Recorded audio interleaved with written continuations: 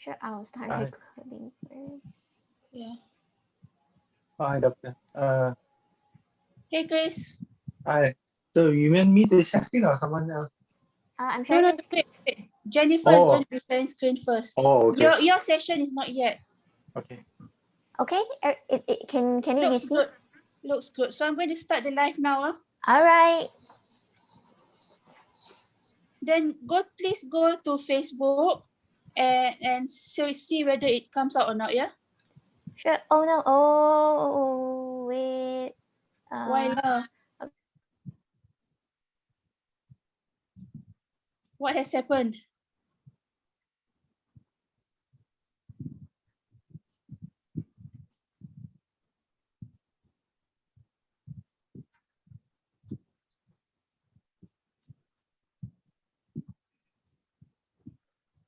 Okay.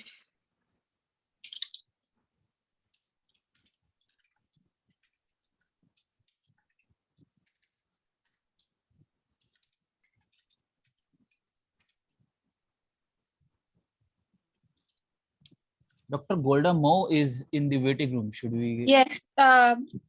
You can let her in.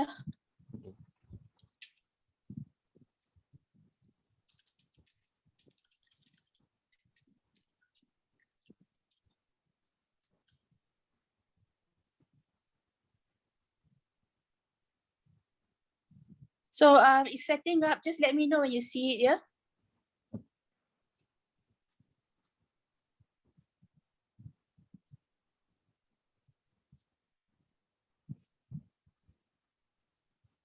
All right. Are we live? Yes. Okay, brilliant. So you can start letting everyone in now. I'll let in this Rose Ibrahim person.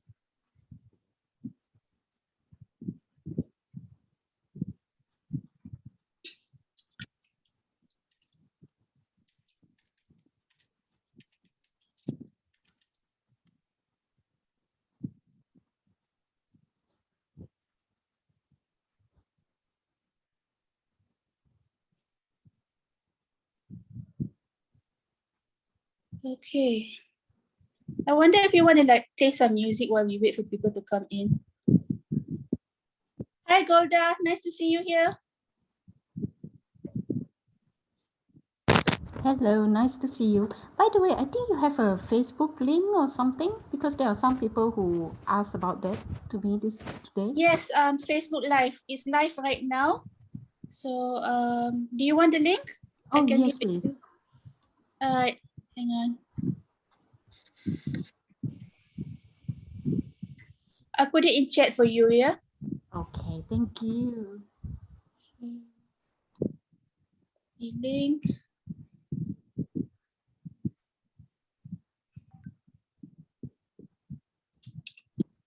Okay, that's the direct link for the live session today. So if you want to like give the link to your friend, you can.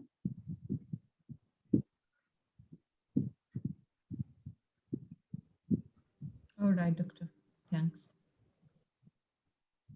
And thanks, Priyan. I saw you already gave the link. It's okay, Doctor.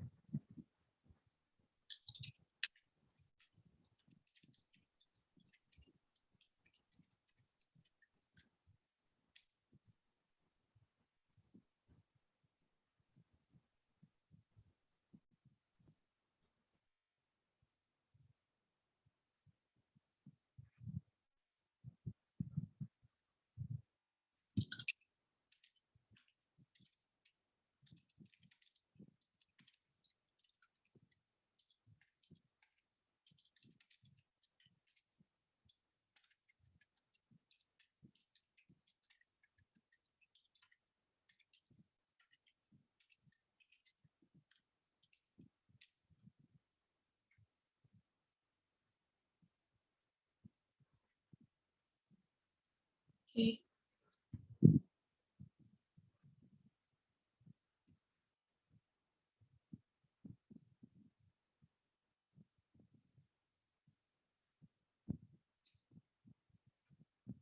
I think people will start streaming in soon.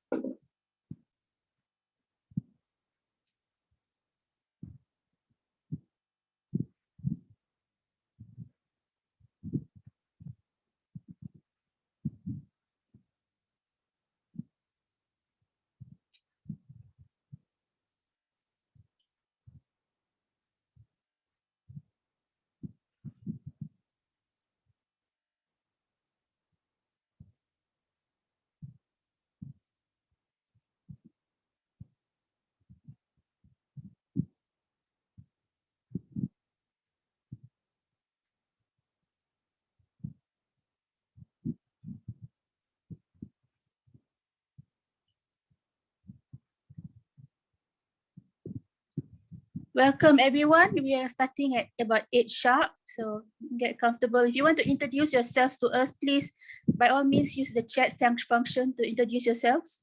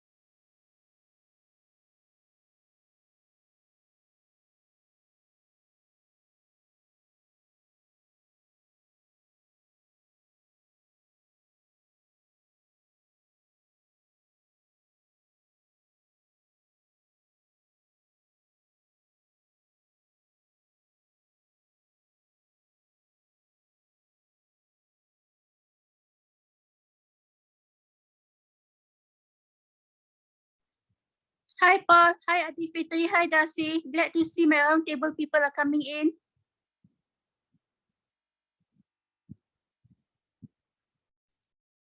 Hello. How is everyone doing? Okay, Oh yeah, do good. that's fantastic. Should I unmute? Well, if you can, unmute if you want. Hi, Oh, Paul. hi, How are hello. you? I'm good. How about you? Oh, I'm good. I'm really excited for the round table. We're just waiting for more people to come in and then we can begin. Okay, sounds good. Yep.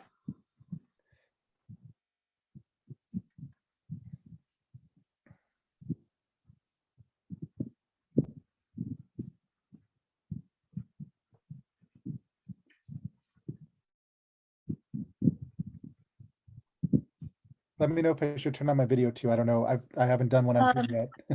Oh, you haven't done one. Well, yeah, On please Zoom, do yeah. turn on your video when we're doing the round table, when the round table starts, because we haven't started yet. I think we have about 3 minutes till we officially start. Oh, But okay. during Yeah, the round stop. table, it'd be nice if we could all see each other's faces. Right, that's what I figured. Yeah, when I viewed it yesterday, Yeah. obviously I left my mute on and my video off. Okay. Were you in yesterday? I couldn't see Yes. you. Oh, Yeah, that's no, I good. was in yesterday. Okay, For a that's few hours in the fantastic. morning. Wonderful. I was a Yes. bit too flustered with having to present and everything, so I didn't really notice. Oh, that's okay. There was a lot of people, so that's fine. Yeah, yeah. Anyway, it's great to have you here. Okay, let me start admitting people.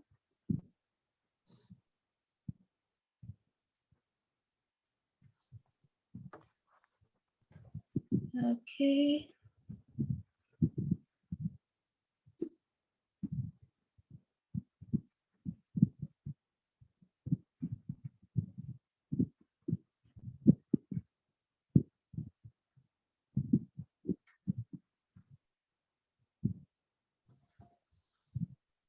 So in the chat link below, you can see we've posted the links to the live stream. If any of your friends want to watch and if you guys want to share the link with them, that would be great because we want to have as many people watching as possible, obviously.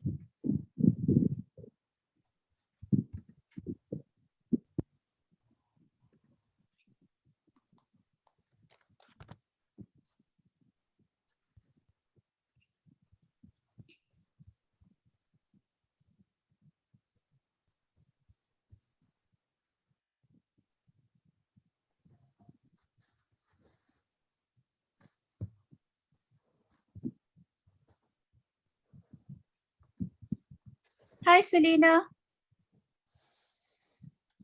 Hello, I was going to say good morning, but good evening. Yes, it is evening and good morning to you. Thank you. Really Okay. looking forward to today's sessions. So am I. I'm quite excited for today's session. I have so many questions to ask all of you, except that we have about 1 hour, so we shall see how many questions can be asked. Sounds good. Okay. So I think almost all the roundtable members are here except for Tutu. Tutu is not here yet. Hello. Yep. Hi, Darcie. I can see you. Hello. Oh, you can't. Gotta get my view right. That's great. Oh, Hi, I can see Colin. everyone. Yeah, that's fantastic. Maybe I should turn my screen on too, rather than be International Woman of Mystery right here. Right. Okay. Yeah, I am. Hi. I did think of moving my laptop to where the books are, but then I was like, nah, I've set it up here and I don't want to mess with anything. And I'm not fond of you know, the screens that people have behind their Zoom. I can never figure them Oh, out. yeah. So you're just gonna get a very blank wall and my messy books behind me. Yeah. Okay, and it's 8. Should we start? I will just wait for a few more people. We can't start anyway because Tutu is not here yet.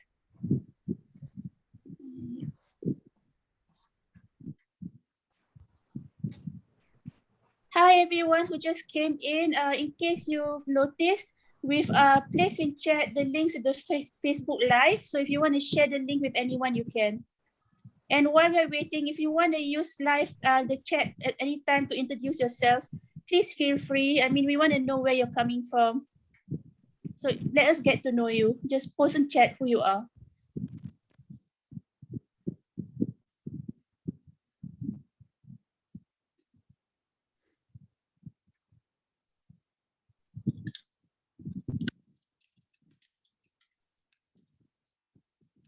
And And I think I'm going to hand, it's 8 o'clock. I'm going to hand the show over to the MCs now. Okay?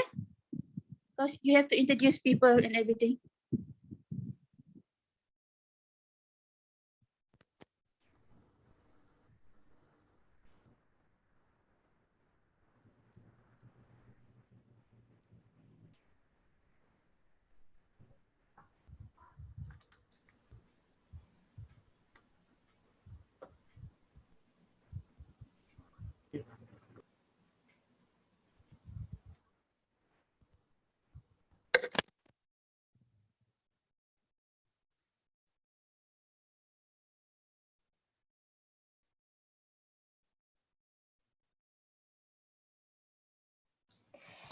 Hello everyone for joining our fairy tale webinar for the second day.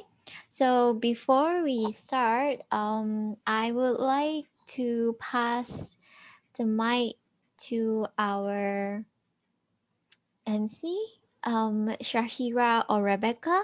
So sorry for the delay. Please wait for about 2 minutes again. Thank you very, very much.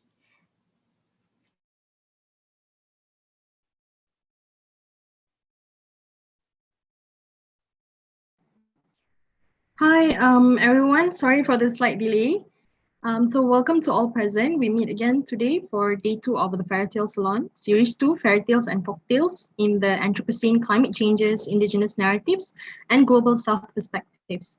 For today's session, we will be discussing about Global South context and revisioning in the Anthropocene. For smooth running of today's session, we'll follow these guidelines. Participants are encouraged to turn on videos when our speakers are presenting due to the bandwidth. For speakers, do turn on your video camera when you are presenting. Your microphones will be muted whilst the panel is in dialogue. For our speakers, please be advised that each speaker will be given 15 minutes to deliver the presentation. We would appreciate your cooperation in adhering to this time limit. Our timekeeper will remind you of the time at the 10-minute mark via private message feature through the chat as a reminder that you have 5 minutes left, and another private message will be sent again after the time given is reached. Our first slot today is Roundtable Dialogue titled Revisioning Folktales and Fairytales in the Anthropocene, moderated by Dr. Anita Satkunananthan. And joining the session are Dr. Darcie Little Badger, a Lipan Apache writer with the debut novel featured in Time magazine as one of the best fantasy novels of all time. We have Paul Jessup, who's an author of short stories, novels, poetry, and plays.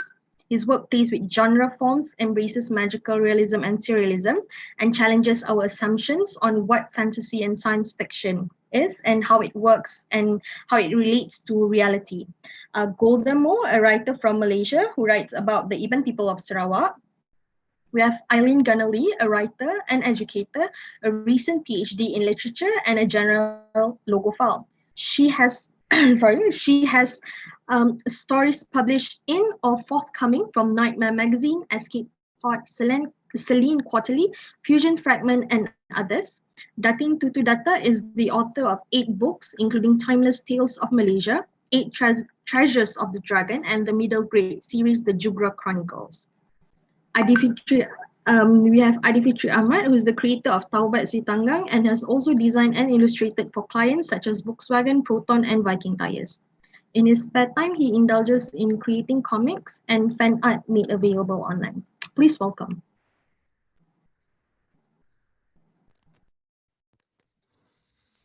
Hello.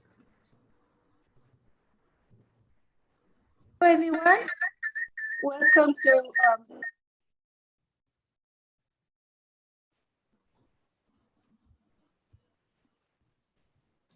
Doctor, you are muted.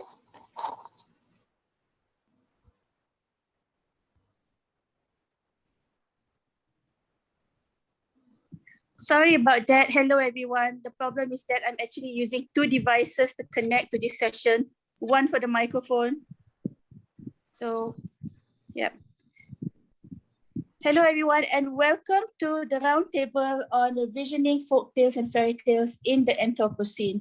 So obviously you can see there that the main things that we will be talking about today is this challenge, this, dare I say, this responsibility of revisioning or presenting folktales and fairy tales in difficult times to our readers, whether our own communities or for people outside of the communities. And these are the things that I want to discuss. Obviously, all of us here, we have a connection to those tales we grew up with and tales that perhaps were not from our own cultures as well.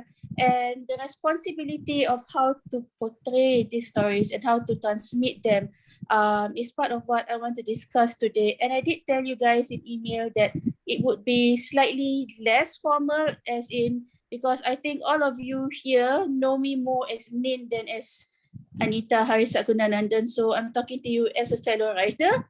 And I myself feel that responsibility very strongly, as in that fear of what can we write, what can't we write about. So we have about an hour. I will hopefully not take up too much time. So I'm going to start with the first question that I gave you. How connected do you feel to the folktales of your culture? I think most of us here are hybrid in nature. I mean, I am mixed race, and I think a few of us are mixed here. So if hybrid or mixed like this, like me, how do you negotiate straddling the folktales of more than one culture? I think I'm going to start with Paul today, because we've had this conversation about this before. So do you want to start? Oh, sure. I don't mind starting at all. Because I've definitely straddled two different cultures myself. From my dad's side of the family, it's almost like all Irish, and I grew up with a lot of like different stories and fairy tales from that through my grandparents on his side as well as him. As well as I grew up with the idea of elves and fairies being creepy and unsettling and things like that. Including when I was little, they would have me he would have me leave milk out overnight, that kind of thing, or else we'd get cursed, that sort of thing. It was interesting, especially because he's an atheist, so he doesn't believe in any god or anything like that, but he still left things. He's still very superstitious about that kind of thing. And then my mom, her side of the family is Hungarian and Romani. And so through my grandfather, I grew up with stories from both Hungarian folktales and that sort of thing, as well as some different family stories about where our family came from, things like that, which were interesting. I would say that these are very much like folktales, but they're family folktales, I guess you could say. One of the stories is that my great grandfather was sang to the king of Hungary, would ride along with him. He was his prized Romani, his prized, and would sing to him every day. And if he didn't sing, the king would threaten to kill him. And that was a story we handed down from generation to generation to generation. There's lots of things like that. I have my great grandmother's tarot deck, which is interesting. It's French. And so I had to learn all that. It's not like a regular tarot deck. It's completely different. I think it's called the Lerman deck, and just stuff like that. That was my childhood. And stories of my mother growing up in the Philippines, and she brought a lot of the stories from there, that she heard from. She was raised by a nanny in the Philippines who gave her a lot of different folklore and folk tales from there as well. Okay, so thank you, Paul. Together. Yeah. Yeah, that was fascinating.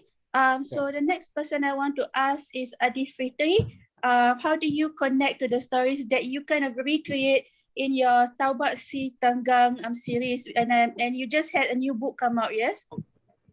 Right. First, thank you for having me here today. And hello, everyone. I think for my generation, and especially myself growing up in a suburban part of Malaysia, many, or if not all, of our folk tales got transmitted at first orally, and then through reading from books But for myself, it's adaptation from movies.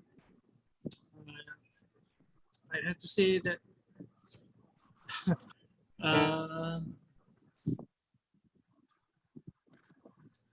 that's how I first heard of the tale of Si Tanggang. It's from a movie from the 1950s, starring Jin Samsudin. And only from then, I start to read them in books and and such. So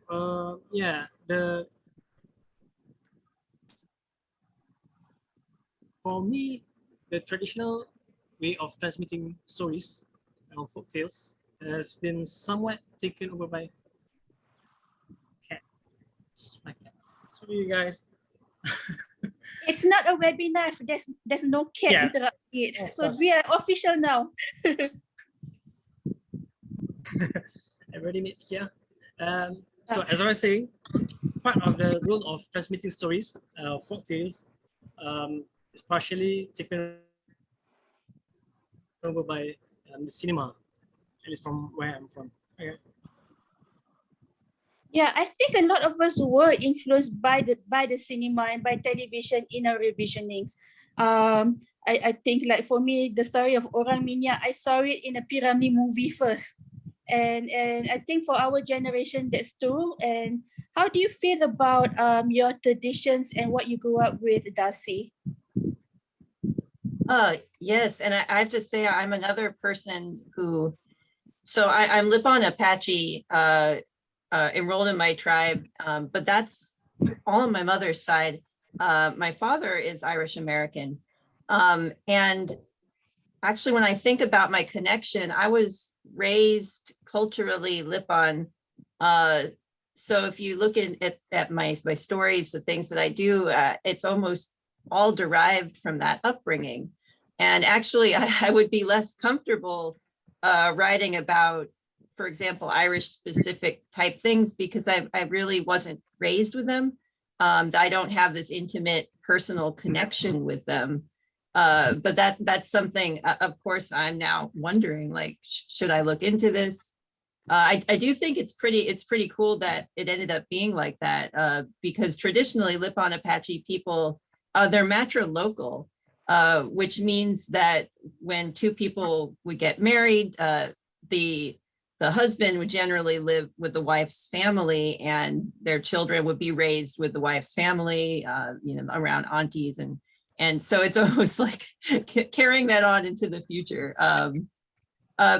But yeah, because I do have this very lifelong personal connection with the stories that my mother would tell me, generally orally, because these are stories that I have not found written down, just because we do have a very strong oral storytelling tradition. Those make their way into my fiction. And maybe we'll get into this more. I do feel this responsibility kind of in two ways. One, I want to convey these in a just because there's a lot of erasure that goes on in this country when it comes to the Indigenous peoples who live here. So I do think it is important to show that we still exist and to convey these beautiful stories. But I also think it's important to be respectful about the way I convey them, especially because I think I mentioned in the panel the other day, I am a fantasy writer, and that has specific sorts of expectations. Most people think, well, you're inventing a lot of this stuff. A lot of this stuff comes from your imagination. And I do want to be very specific that there's a difference between Indigenous knowledge and things like our creation story and pure fantasy, because sometimes those two are mixed up, and that can cause damage to trying to stand up for our existence as real people. So that is something I wrestle with, and I find a lot of support. If I ever have questions, I do ask my mom because she knows more than I do, and also other elders within my community. And I try my best. And I think you do really well, Darcie. I feel so. I mean, it's like we feel really there's this sense of love and connection to your culture in your stories. So that's really great. And I feel you about the responsibility. I wrote an entire novella that I'm kind of hesitant to have published because when you kind of think about what you're writing, it's okay for the imagination to go wild and you want to recreate a story. But then I go, is this right? Would this be respectful? Would it get me into trouble? Should it be rewritten? And those are the questions we have to think about. So Golda, would you like to share your thoughts on the matter? Oh, I think I'm the wrong one to ask about this because in my culture, we have a lot of artistic license because in my culture, we believe that when you create something, it is something that is inspired by a spirit, by a divine. So for example, like when a woman weave a cloth, her design, people assume that the spirit that guards her had given her the design. You see, so it's the same with stories because our storytelling culture is quite old. It had been passed down from about at least 25 generations that we can count back all the way from the time before our ancestors migrated out of Kalimantan into Borneo. So our storytelling culture have evolved so much that different groups of Ibans who live in different areas of Sarawak may have evolved the stories for their own for their own areas. Like for example, like in Rejang, our story may be a little bit different from those that are in Sekerang, even though we all came from the same lineage. But because we've been separated for like 100 years, so our stories have evolved. So we have sacred stories, but we do allow our sacred stories to evolve. So then in that sense, I am not the right person to ask about, to ask that question to, because there are certain things that we can't change. For example, like the divine lovers, the sacred lovers, we cannot change their partners. Like for example, like Kumang and Kading is a very, I mean, we can say that Kling sometimes, finds a new girlfriend, but he always comes back to his wife Kumang. And then Kumang may think that her husband has died, so she married another man. But when he comes back, she will pick him again as her husband, I mean, we can change the story a little bit, but the couple must always come back together. So in that sense, we can't change it, because that is, that couple is who we considered as the most sacred couple, in the sense like the most ideal marriage, between couples. So we cannot change the partners. We can change them temporarily to make a story, because in the Iban culture, I mean, being small communities were more pragmatic.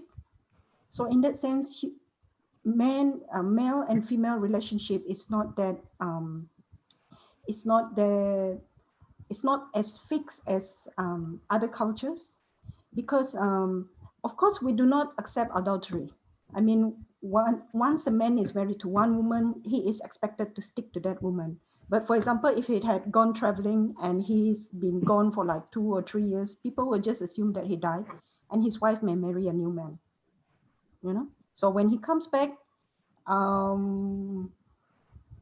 he can try, like Kling, to claim back his wife, but then she will have to pick him all over again. In the sense, like she has to decide which husband she has to stay with. So in that sense, we can change our story to make it more interesting, and but there's not really much restrictions. Of course, we do have our rules. For example, like magical stuff usually happen in the dreamscape. It doesn't really happen in real life. I think it's partly because we as Ibans were still very superstitious, and we still believe in all those supernatural things. But we relate to them in terms of our dreams, of the animals that we hear. So in that sense, it's very close to us. I mean, we don't have to see, for example, a ghost or an angel to believe in the supernatural. We hear the call of an owl, or we hear the call of a hornbill, and we believe it. You know, we believe because we think of those things, of those animals as omen animals from the gods. So, for example, like when it's raining, as it's sunny, we believe that the demon huntsmen are coming out. You know, so we would quickly go into our homes and hide ourselves in our homes. Our relationship to the supernatural is still quite close. So even when you go to the longhouse areas, even though they've been Christianized, they still believe in those things because those things are still around them. We still hear the animals. We still dream about those creatures when we go to sleep at night. So that is part of our superstition. It's not something that we can say like, oh, it's not real, you know, it's just our imagination. We can't say that. Yeah. Well, I think you are absolutely the right person to ask, Golda, not the wrong person, because we need these different perspectives. Because you grow up definitely totally inside your culture. So you have that sense of self-assurance, you know exactly where the boundaries are.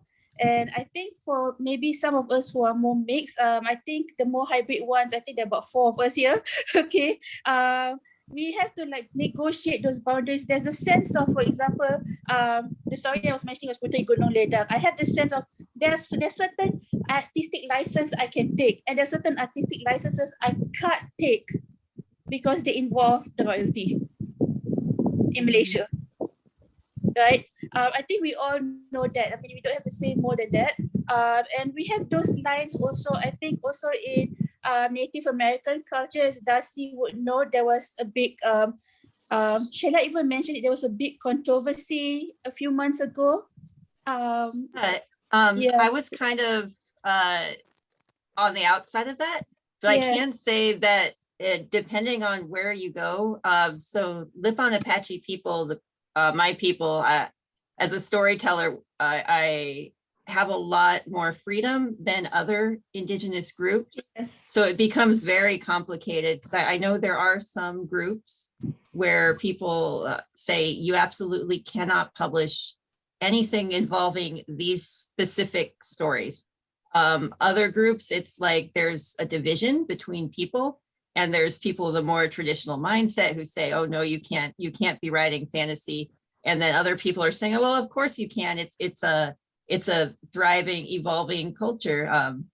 I'm fortunate enough that the Lipan Apache are pretty free with that type of thing. So I haven't had to worry as much as I think other people might. But yeah, I was kind of aware that was going on. I had some other personal stuff I was dealing with. So people were like saying, hey, Darcie, what do you think about this? I'm like, I don't know what's going on. But yeah, it definitely does. It does vary, and you will encounter some tribes, nations where it can be quite strict, or at least some people feel like it should be strict, and others where it's a lot more free. And that's the fun thing about having hundreds of different groups within, I guess, one continent, where they put a country over all of us and just said, oh, you're all of this just one group. No, we're all quite exactly. different. Yeah, Exactly. That's very true. So you can see that for different cultures, the degree of artistic license is different. So Eileen, I know that you're in the intersection of more than one culture. Do you have something you want to say about that? Yeah, well, a lot of the previous speakers have been saying many of the things that I would say. Yesterday, I introduced myself as being mixed race or biracial. And just to recap that, my dad is white from the UK, although he also has Romani. His mother was Romani, so there's a bit of mixture even on my white side. And then my mother is South Asian, and her background is quite complicated because we don't actually know where her family was from in South Asia. So I can't even be more specific than that. I can't say, I know that her ancestors were from India or Pakistan or Bangladesh, anywhere.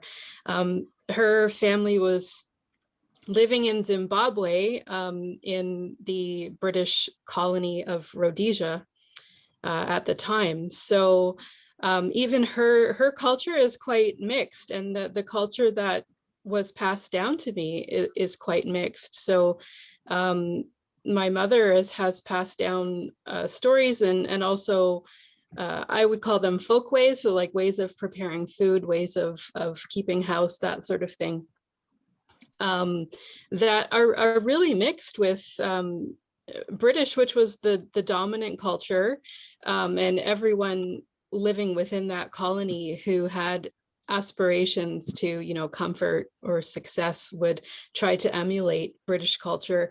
But also there was the, you know, very resistant to assimilation elements of South Asian culture. And my mother was sent to a South Asian school in Zimbabwe when she was a child.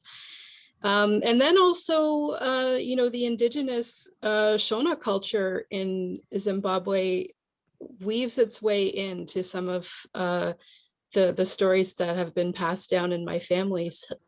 So it's quite complicated, and I have a complicated relationship to those stories because I don't, growing up in Canada, so my mom came to Canada and had her family here. So I grew up in Canadian culture, whatever that is. I think some people even have a difficult time defining what Canadian culture is. So I grew up with a very removed kind of culture, with the knowledge that it came from all these different places and all these different cultures contributed, but also with the knowledge that really none of that is personally mine. So in my own writing, I felt that I don't have a lot of license to take, for example, a South Asian fairy tale or folk tale. And I definitely would never touch a Shona story, because that is definitely not mine at all. But at the same time, those stories are in my family, and do influence a little bit, just I guess my worldview more than the stories that I tell in my own writing. Yeah, so it's very complicated, and sometimes I feel when I encounter other mixed race or biracial people, I relate to the culture of diaspora more than I do to specific cultures. And I think that comes out in my writing too. When I do take up a fairy tale or folk tale, it's most often a British one, but I like to mess around with them and make them more representative of a diasporic experience.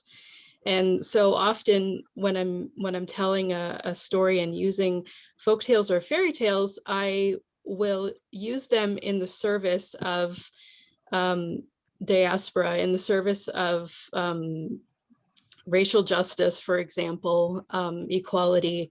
And so, yeah, it's very complicated, and I'm enjoying the conversation so far relating to a lot of the ways that people are talking about these stories.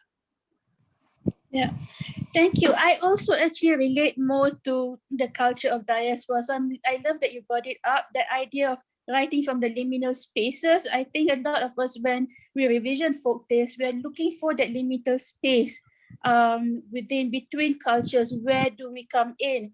And I love the fact that Tutu Dutta revisions the stories for more than one culture. For those of you who are not Malaysian, Tutu Dutta is a bit of a legend in that she has several collections of folktales and fairy tales from around the world, and she has a fascinating background herself. She comes from more than one culture, I believe.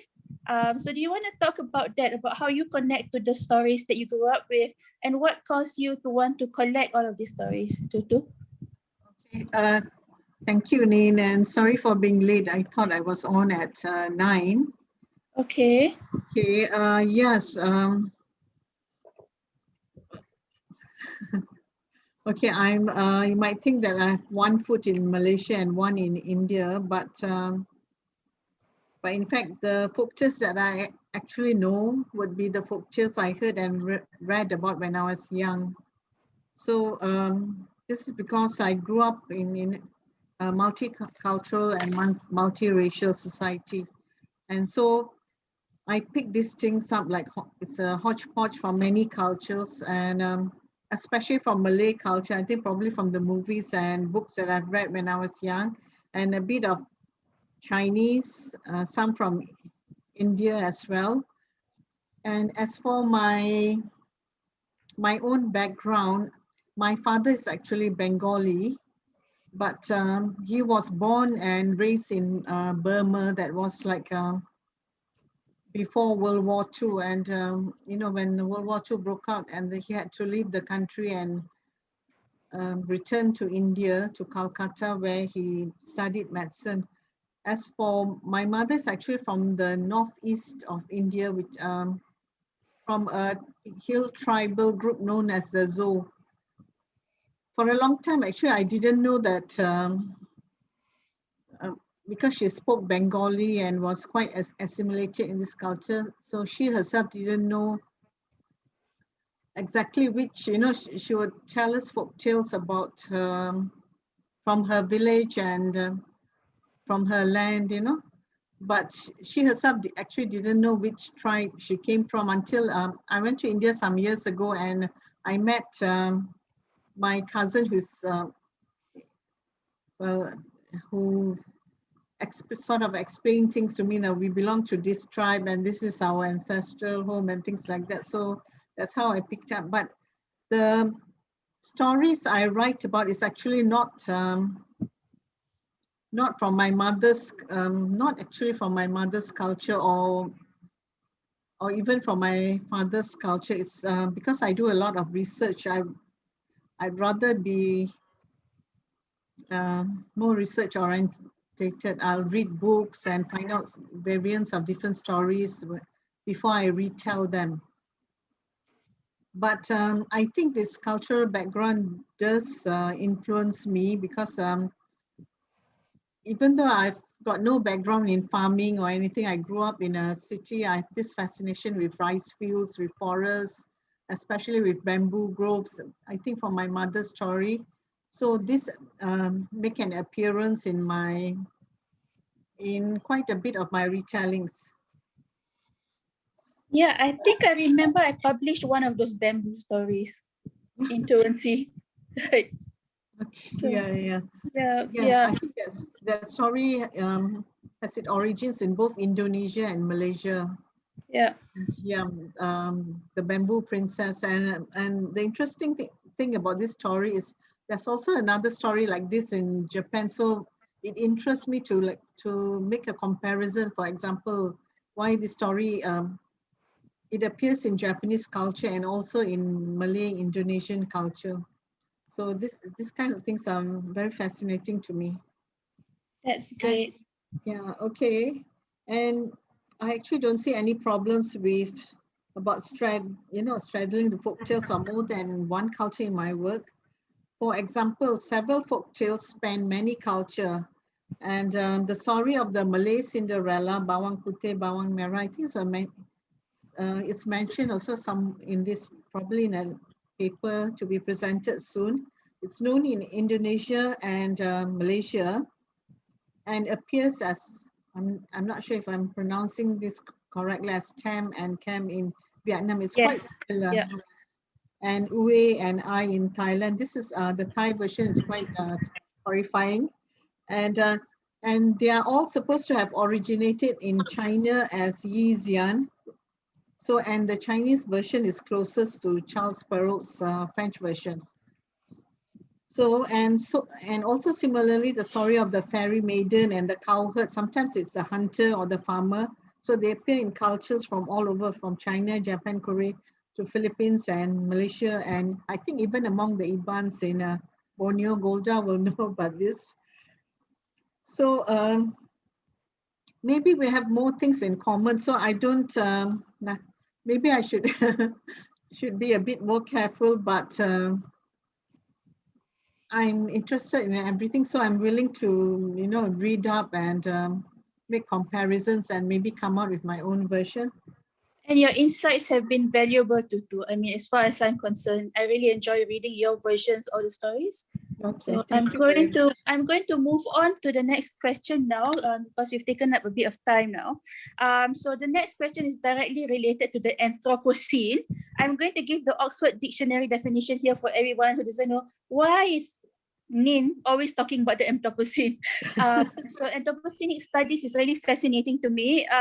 It relates to or denotes the current geological age, viewed as the period during which human activity has been the dominant influence on climate and the environment. So there's different schools of thought as in when did the Anthropocene begin? Has the Anthropocene ended? Is it now a different age? People have talked about the Capitolocene. I believe Fateha, who's going to come on later, is interested in the Capitolocene. So, but the idea is that human activity has created massive disruption to the earth, has changed the course of nature. I mean, we can see that around us. I know that people in the States and in the UK are experiencing snow in April right now. And I feel like that's almost a fairy tale in a sense, you know, when snow happens in spring, something is not right. Yeah. So my question is, what do you consider your responsibility in revisioning folktales and fairy tales in this Anthropocene age? How do you think about nature when you revise these stories of yours?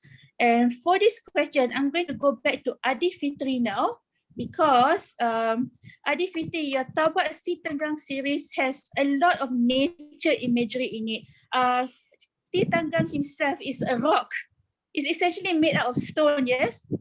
Yeah. So I want you to tell us about the nature imagery in your stories.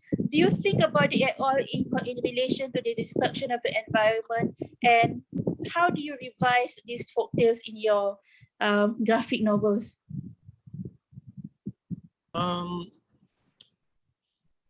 I personally, for me, I didn't think of it as a conscious intention. It's not intentional in my stories, but then like many things that affects my writing or stories is it's already embedded. So Yeah. it's all these influences and all this thinking that I've internalized and that somehow manifests itself in my stories. But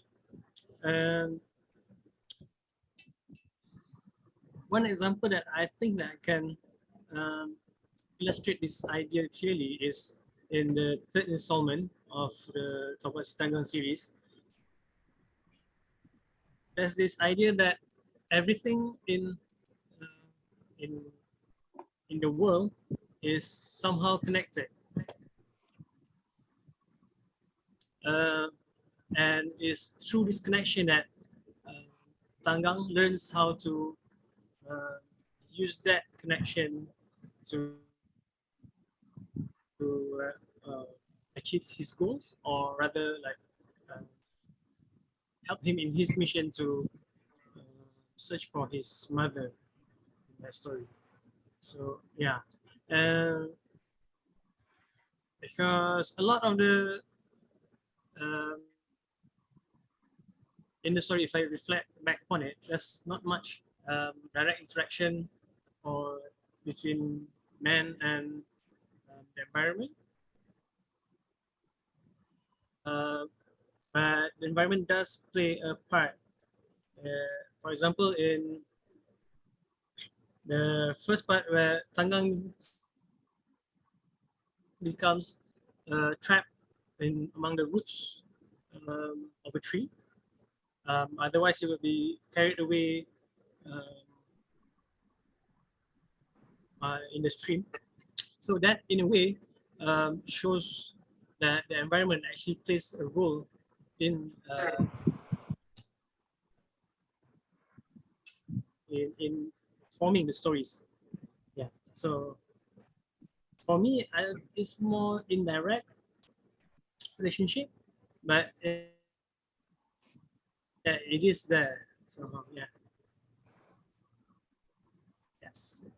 That's great, Adifitri. And obviously, for people who don't know his 3 comic book, I keep, should we call them comic book series or graphic novel series, Adifitri? For you, how do you see them?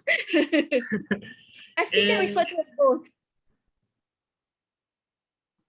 Yeah, it's a graphic novel in the sense that it's slightly longer than a comic book. Yes, yes. It's 100 pages plus per volume. So yeah, it's a graphic novel. Okay. And it's really epic the way he's woven in the different characters from Malay folklore and fairy tales, and really the sense of nature is very strong within them. And my PhD student is Adifitri's #1 fan. He's going to be presenting a paper later on Adifitri's works. Sorry, Chris, sorry to embarrass you. But yeah, so we're all kind of like excited to see these elements reappear again and again in your tales, because I feel that definitely you've internalized that connection to nature and the idea of you have to do right by nature. So having said that, I'm going to move on to Eileen, who like me has a split identity. In her other life as a researcher, she researches climate fiction. So the Anthropocene is very close to her mind also. So would you like to tell us how you envision yourself revisioning folktales and fairy tales? And that's also part of your third life as a publisher. Yep. Yeah. So do you want to talk about that? Yeah.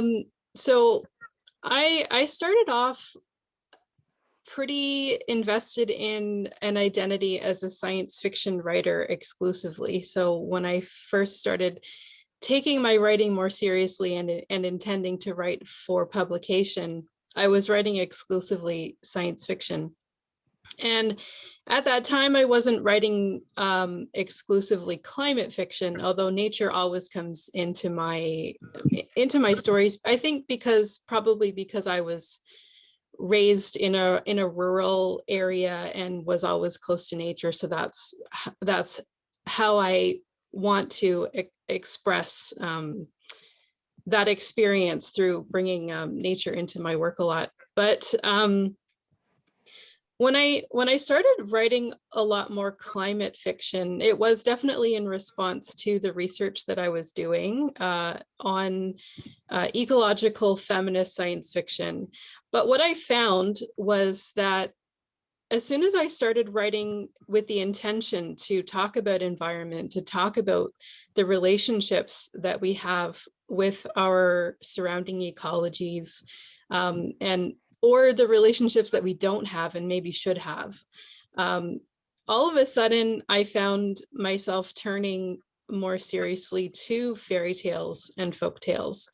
And I'm sure that people who have studied fairy tales and folk tales more extensively than I have will probably know the reason for that. And I think it's because fairy tales and folk tales are an expression of that relationship with the environment that has been passed down to us over generations and generations.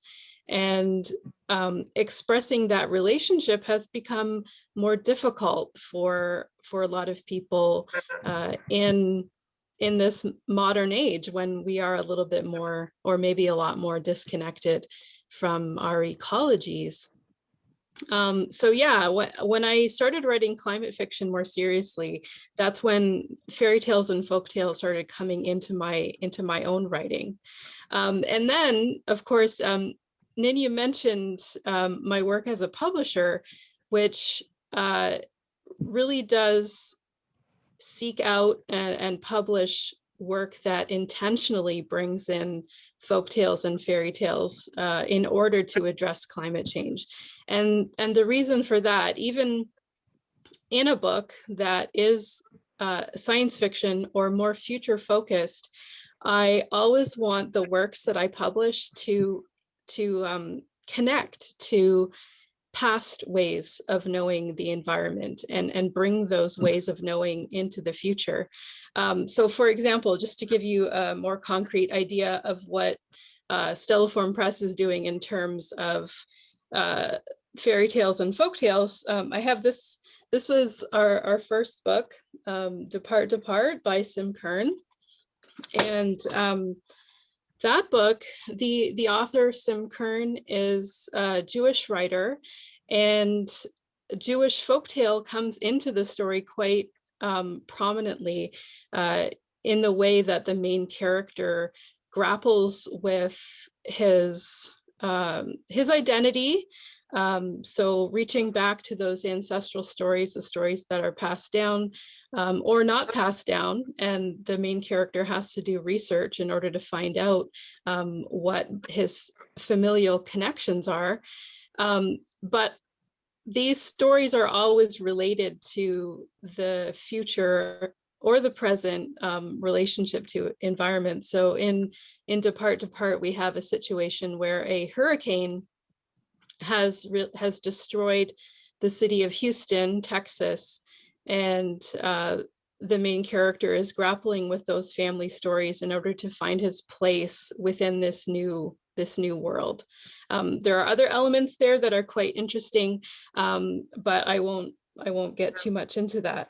And then, of course, we have Night Roll, which is a Detroit story drawing from the sort of myth of the city, the Nain Rouge, which is a sort of elf or fairy-like creature who sort of embodies the spirit of the city, and this character is materializes in the story in a very real way, and helps the main character find her place and really reestablish a kind of ecology among people and among the environment there.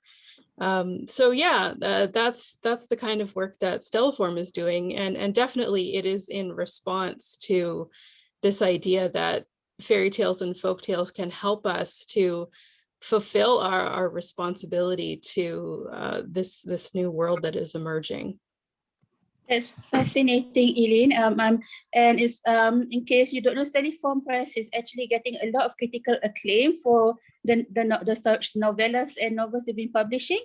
So really look out for that if you want to look for climate-related folktales and fairy tales in longer form.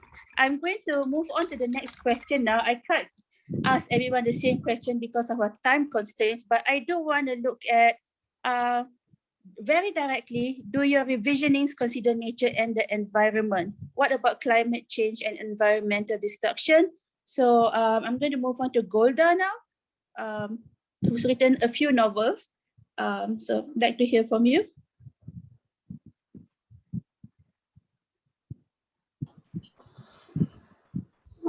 Wow, you're not going easy on me, are you, Nin? No.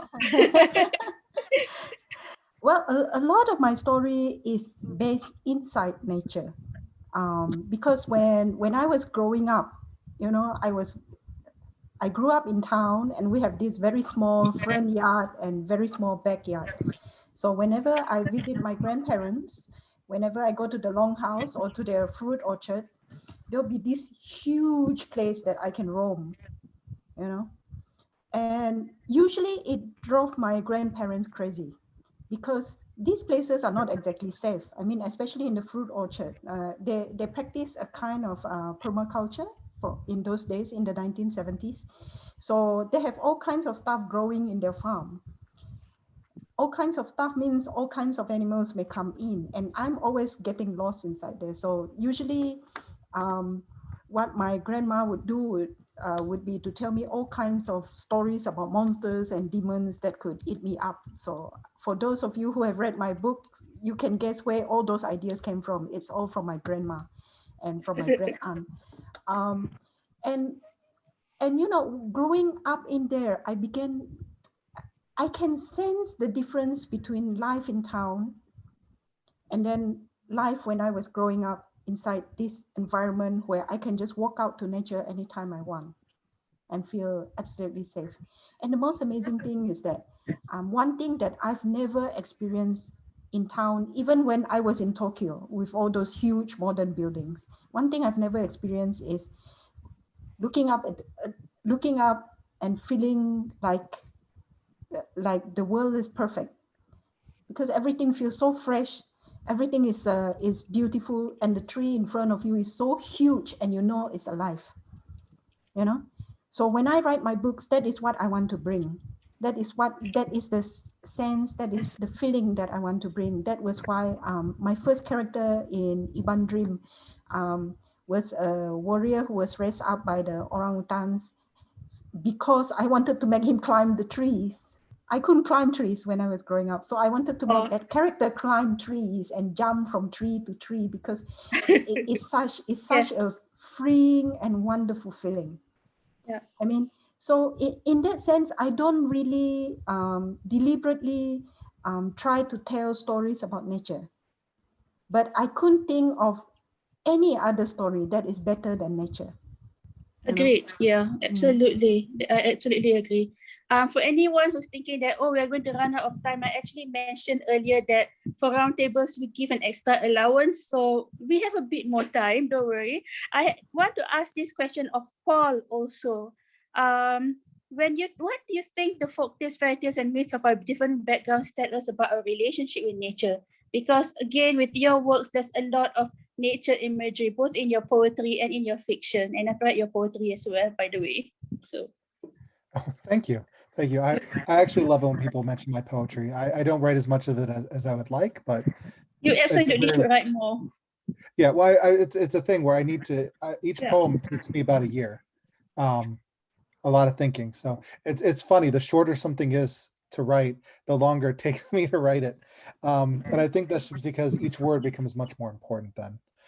But as far as the nature thing, yeah, I grew up in a small farmland in the middle of like rural Ohio, in the middle of nowhere. I spend my days just wandering in the woods behind my grandparents' house, exploring and finding things, and that influenced me a lot, especially with the tales from like the stories I was getting from my grandparents and my dad and my mom about the different like on my dad's side, it was like like I said before, like the Irish idea of elves, which is very different. You know, they're a thing to be respected and feared, and they're a nature like being. And so, like I said, my dad was very into them, which is so odd compared to like how he thought about everything else, religion wise and things like that. And so to me, that was like how nature is. It should be like embraced, but at the same time feared, because like human beings are at least in the stories that I like to read and things like that, like you want to go, when I read like German folk tales and things, we're outsiders infringing on nature. Nature should be respected. And I think that's an important thing, because when it's not within these stories, we have to recreate a balance. You know what I mean? That's usually how, like, it either end with the balance not being created and it ends in like horror for the main characters, or it ends with the balance being restored and it's a peaceful ending. And I try and grab that same thing in my own stories. Especially when I do fairy tale revisions and things like that, which is like a huge influence. I recently wrote an article, well, not recently, gosh, that was 4 years ago, about my childhood growing up like that, and the folk tales that like how they changed how I saw things and how I viewed things. It was called Candleheart Key and What It Means to Be Enchanted. And it's something it took me a long time to write, but I feel very close to that. Yeah. Okay, thank you, Paul. Sure. Yeah, that connection to nature when you're growing up obviously would influence your works as well. So the next question is for Tutu. So my question is, what do you think the folktales, fairy tales, and myths of our different backgrounds tell us about our relationship with nature? Do we have different relationships with nature?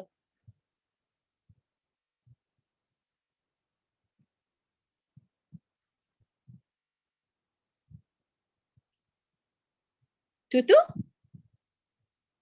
You have to unmute yourself, Tutu.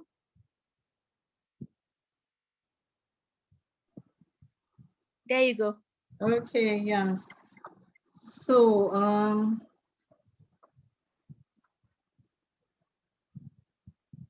what do you think? Oh, this is a difficult. Okay. I'm so sorry, I'm being hard on you guys. Okay, it's okay.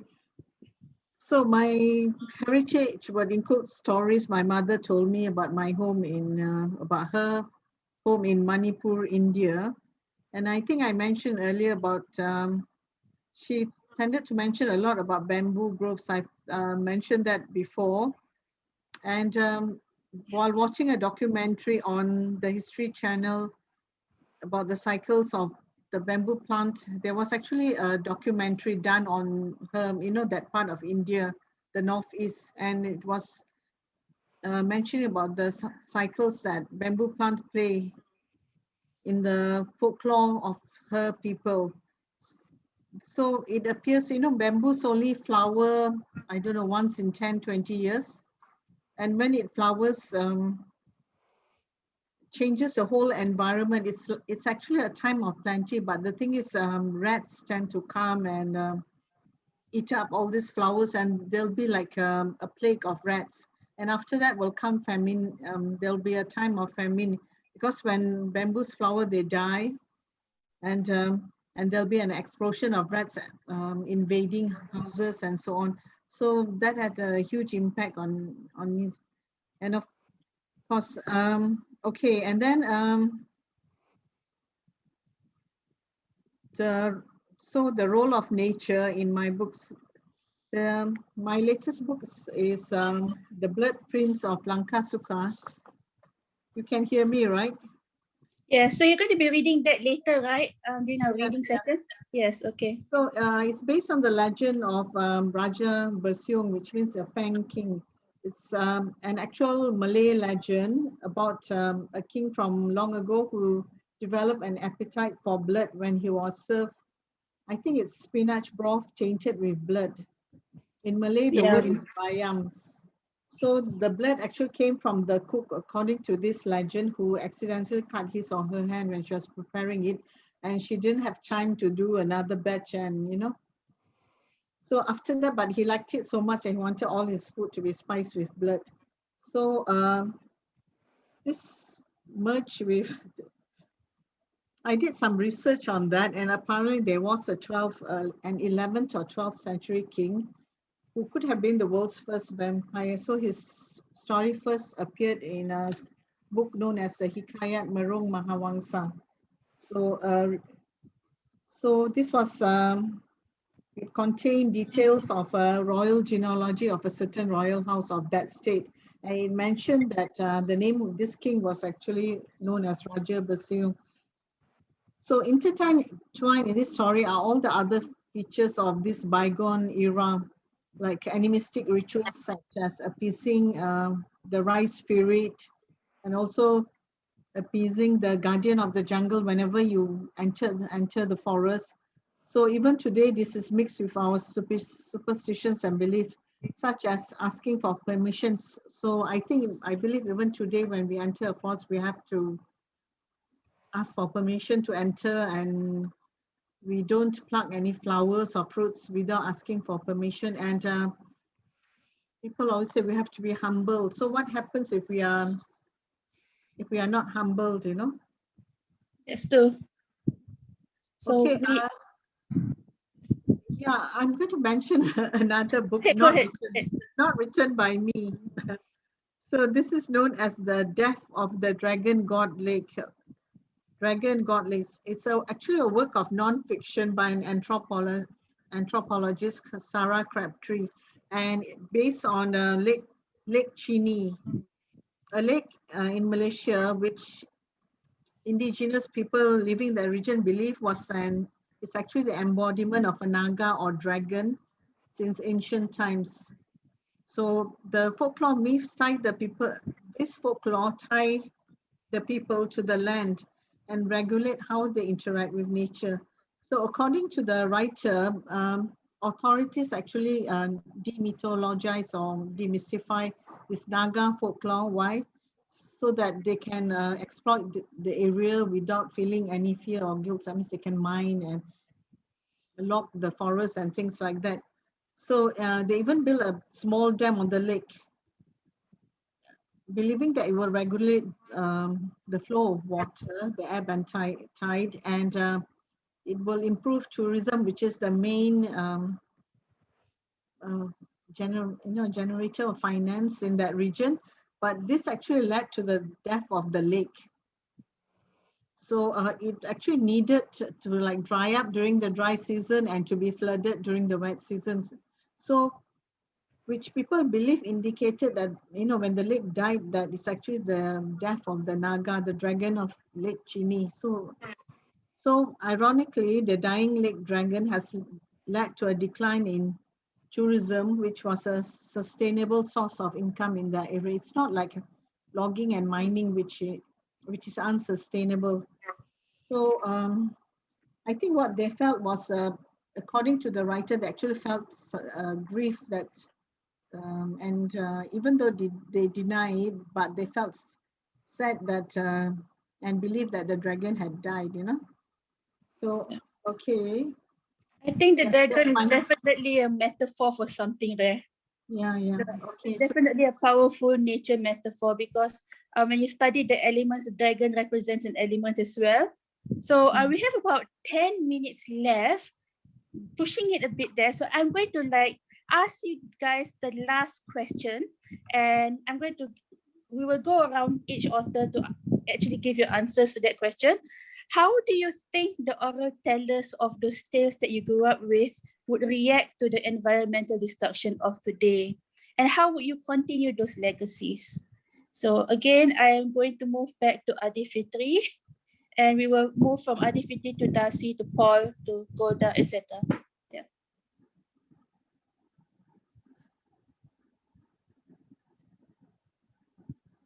Sorry, is it me or Darcie?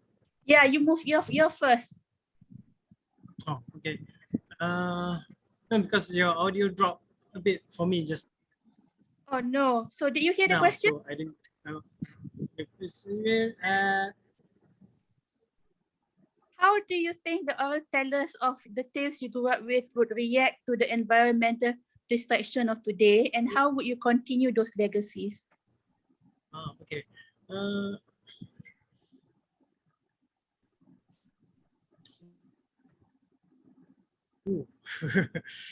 Okay, when you give out these questions earlier, I thought, okay, she wouldn't ask me this.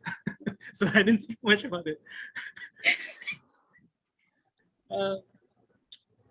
But yeah, I think for our society now, it's more about growing that consciousness.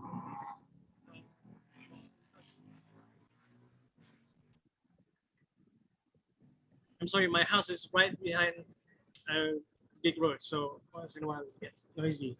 Oh, anyway. we can't hear anything, don't worry. Oh, okay. Okay. Yeah, it's about how do you say cultivating this consciousness about being more mindful of your impact towards the environment. So for me, I think that's one of the way that storytellers can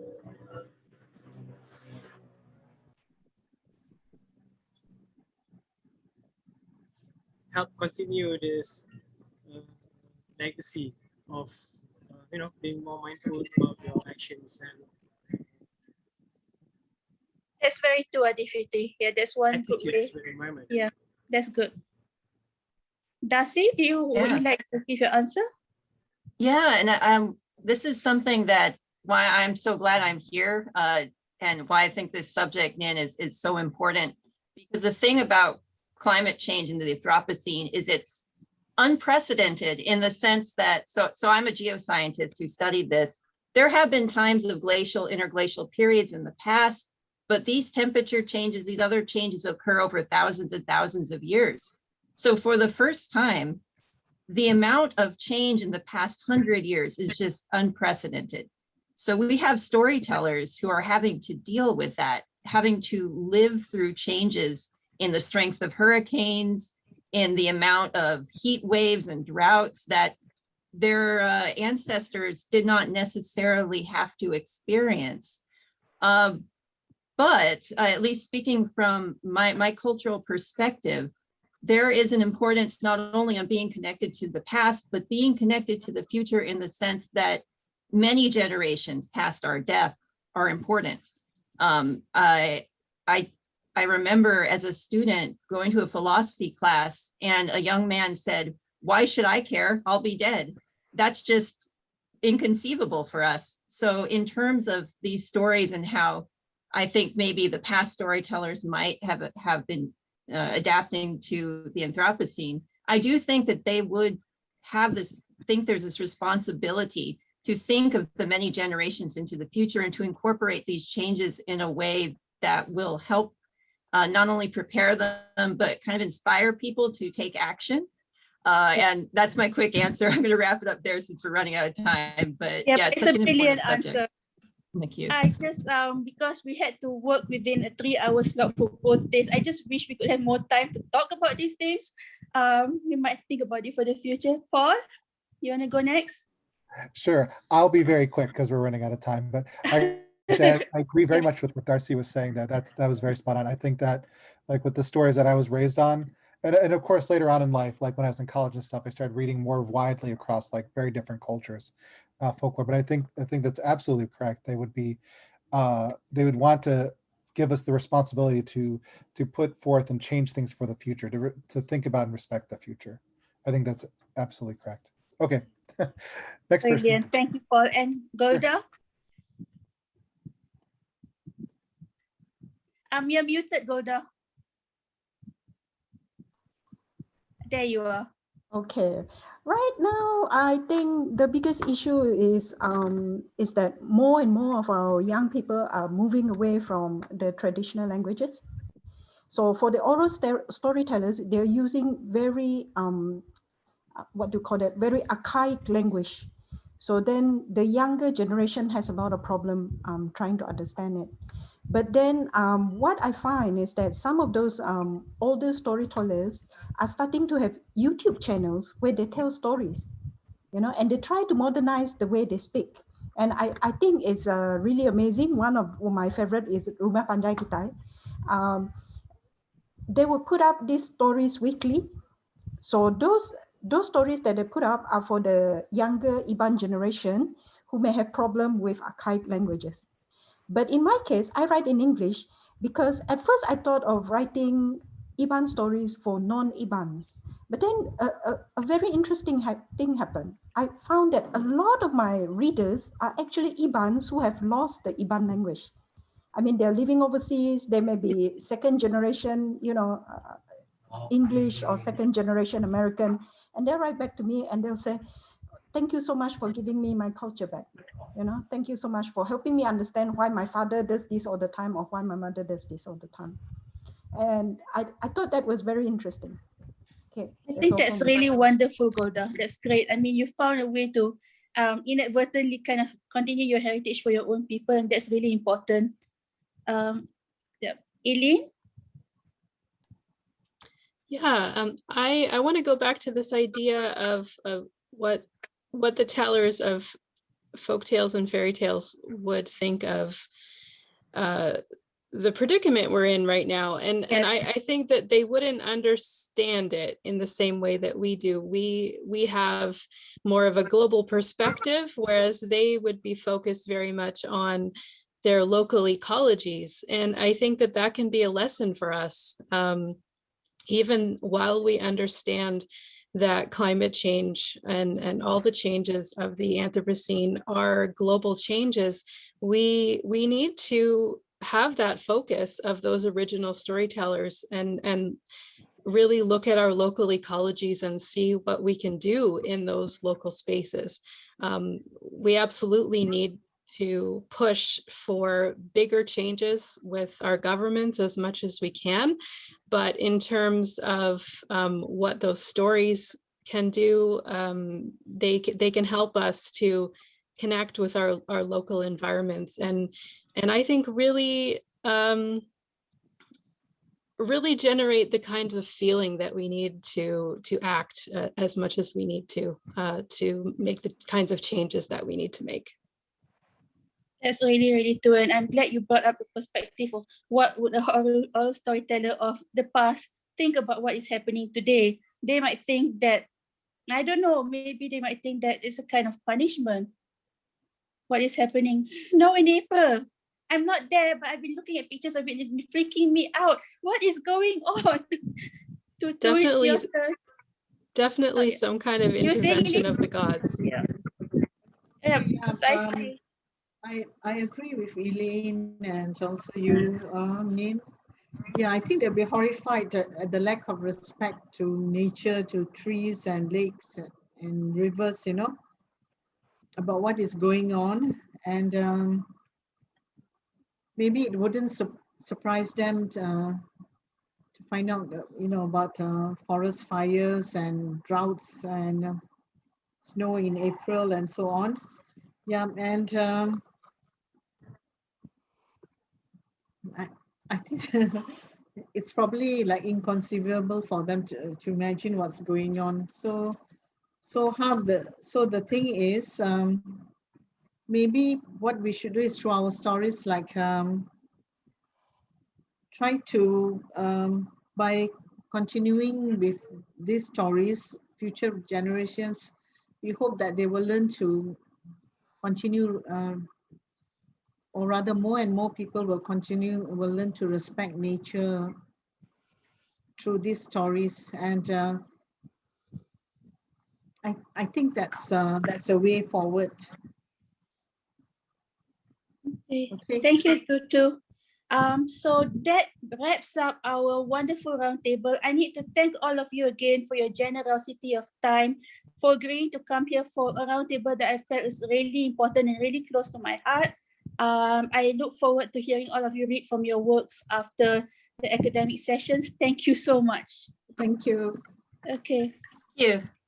Okay. Now, before we move on to the academic presentation, I just want to have a very brief announcement. I agreed, two of our presenters, Dr. Wan Madiha and Nurul Fateha, actually asked if I would promote their next event for them. That is from the International Islamic University of Malaysia. They are also going to be having a fairy tale webinar. So this is it. I will just very briefly show you the flyer. It's going to be happening on the 18th of August, 9 to 5 p.m. via Zoom. I will probably be joining because I'm fascinated to see what conversation they will be having. And I feel that, as I mentioned in my first fairy tale salon, a network of fairy tale scholars around Malaysia is really, really important, because there's a rising interest in fairy tale scholarship in our country right now. So I would really recommend that you join the next fairy tale conference, which is going to be in August. So yeah, that's it. And we can move on to the next presentation. Over to you, MCs. Right. Thank you, Dr. Anita, and thank you to the rest of the authors just now. So now, hello everyone, I am Nick. I will be your MC for the rest of the webinar. So next up, we will have academic panel on the theme of the Anthropocene and Global South perspectives. So our panelists are Nurul Fateha. She teaches drama and poetry and literary criticism at International Islamic University Malaysia. Her interests include the grotesque, post-humanism, and representations of the family in contemporary children's literature.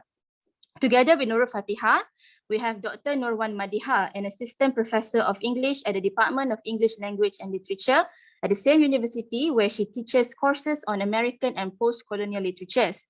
Next, we have Dr. Sanghamitra Dalal. She is currently a senior lecturer in the Faculty of Film, Theatre and Animation in UiTM. Her research interests include post-colonial, migration and diaspora studies, life writing, transnational and transcultural literatures. And finally, we have Christopher Quah Kheong, a published author, journalist, and audio book junkie. He is a PhD student in UKM, currently doing research on Sang Kancil and Malaysian folklore. So the panel will be moderated by Dr. Ravichandran Vengadasamy. He is a senior lecturer at the Faculty of Social Sciences and Humanities, University Kebangsaan Malaysia. So a note of reminder for the speakers that you are given 15 minutes only to present your paper. And with that, I'm calling Dr. Ravi to have the virtual floor for this session. Dr. Ravi?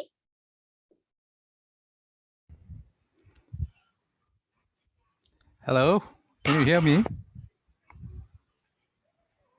Yes, Doctor, very clear. Okay, Nick, thank you. Right. Greetings, everyone. So we come to the academic papers. Before we start, I would just like to confirm that the speakers are here. Nurul Fateha and Dr. Wan Madiha. You are first on the schedule. I think Nurul Fateha was here. You're both here? Yes. Okay, and then Dr. Sanghamitra. Yeah, I'm Your here. name. Okay, that's good. And Chris, of course. Yes, I'm here. Chris is always here. Okay, so I just want to confirm time. So each paper you have about 15 minutes to present, and we give about 5 minutes for the Q&A session. But the audience may also post your remarks in the chat, and I could ask that for you, or we could read it out if it's a comment at the end of the session. Okay, so we'll start with Nurul Fateha and Dr. Wan Madiha. The first paper, the title is A Monstrous Reading of Selected Mothers in Malay Folktales. So you're on. Take Nurul Fateha. Yes. Hi, thank you. Yeah, hold on. I'm trying to share my, yeah, okay, that's it. Yeah, we can see that.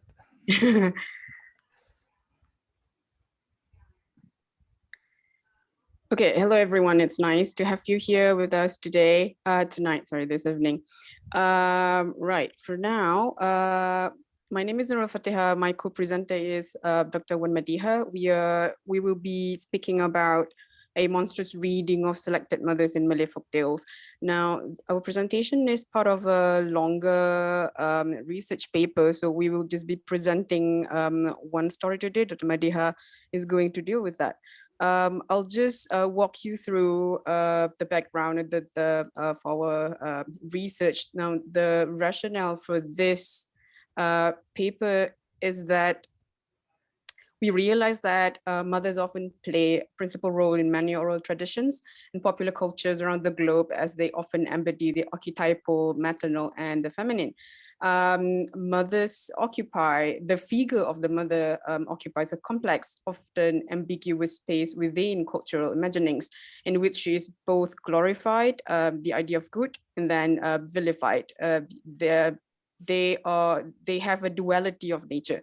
This paper adapts Jeffrey Cohen's monster culture as a framework to perform a monstrous reading of selected mothers in Malay folktales.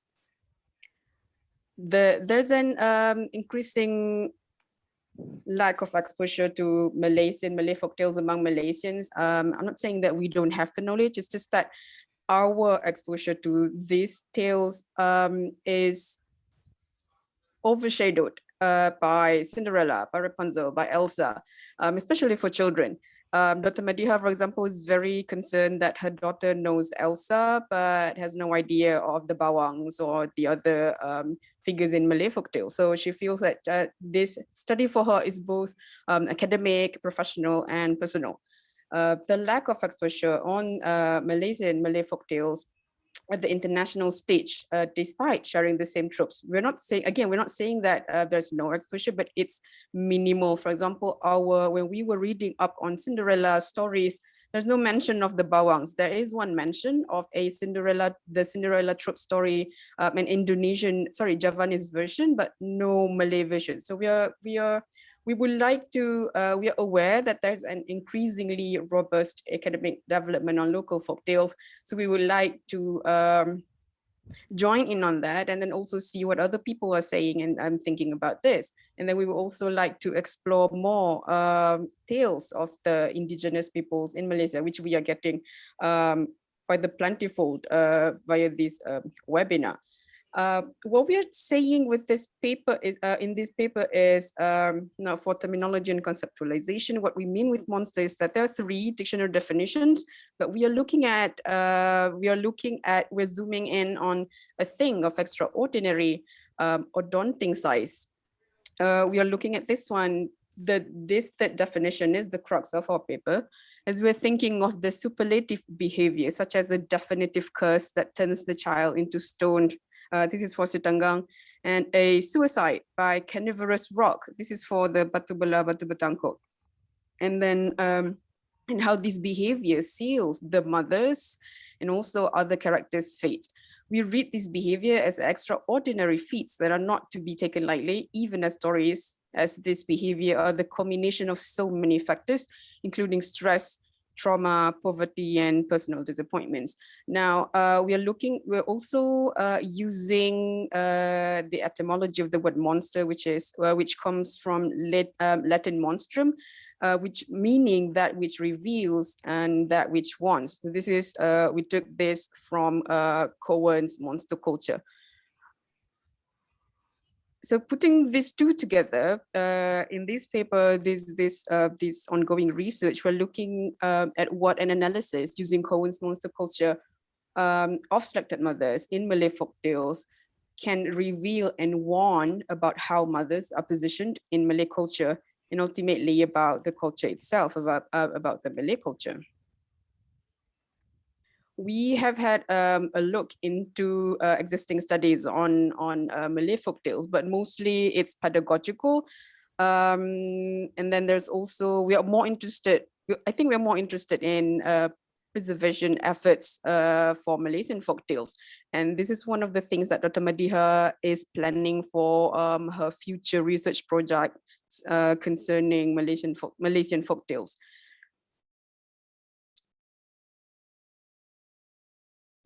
And then there's digital and creative approaches. This is also one of the things that Dr. Madiha and the department are exploring. So next, we're going to look at the theoretical framework. Cohen's monster culture has 7 theses as a way to understand cultures through the monsters they bear. We are specifically using thesis 1, which is the monster's body. The monster's body is cultural.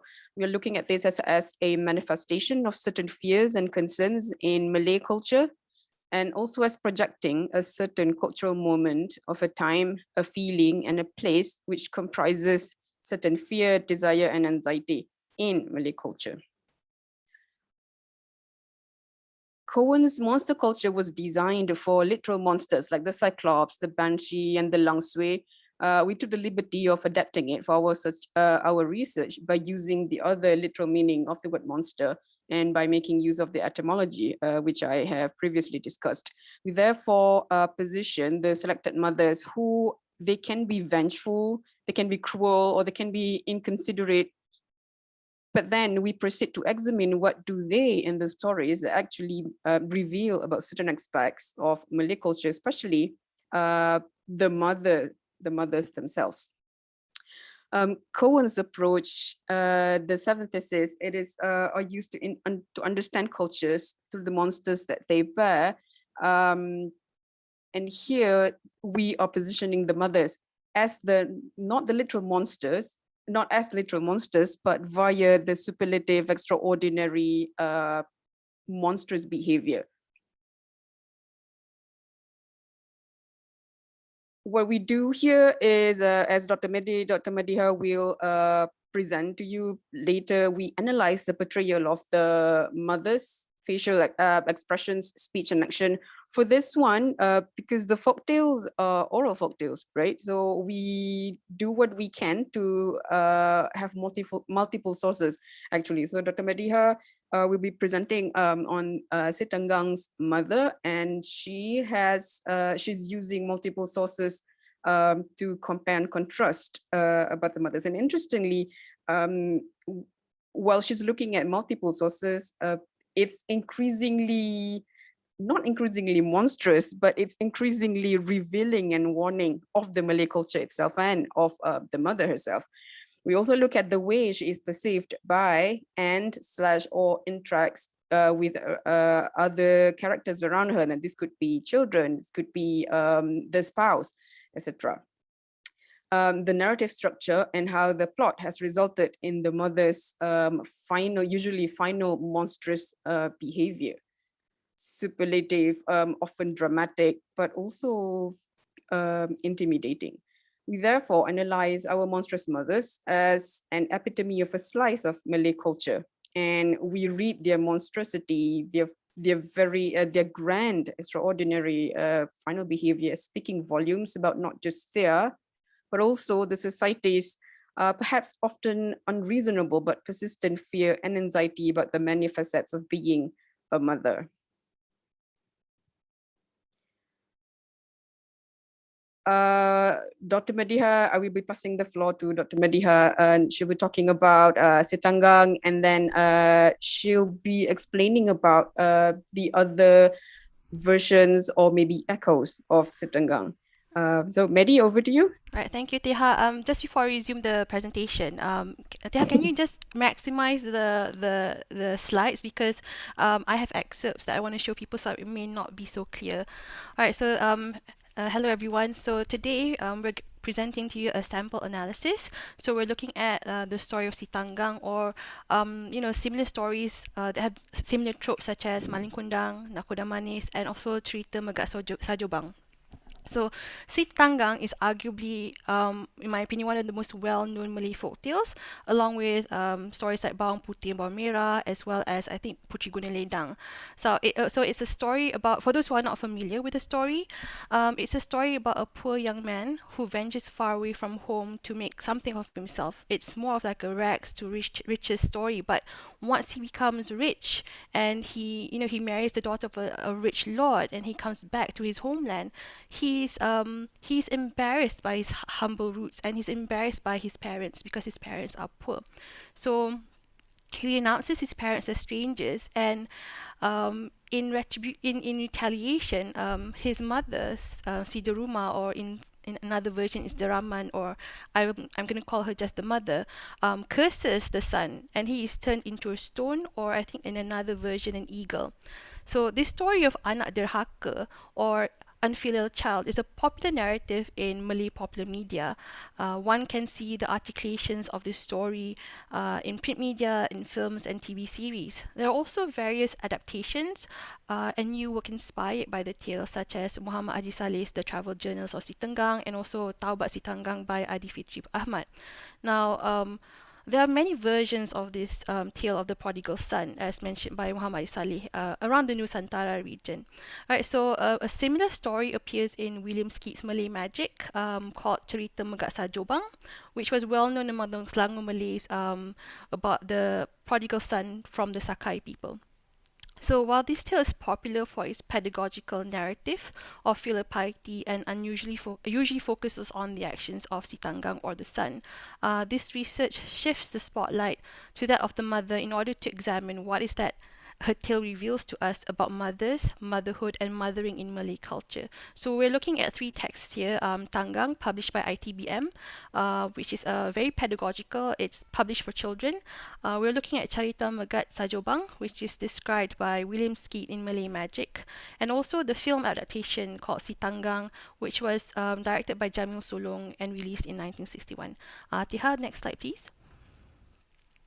So as Teha had mentioned before, we're looking at three things. So the first thing that we're looking at is the portrayal of the mother's facial expressions, speech, and action. So the mother in point is Deruma, Deraman, or Tanggang's mother. Next slide, please. All right.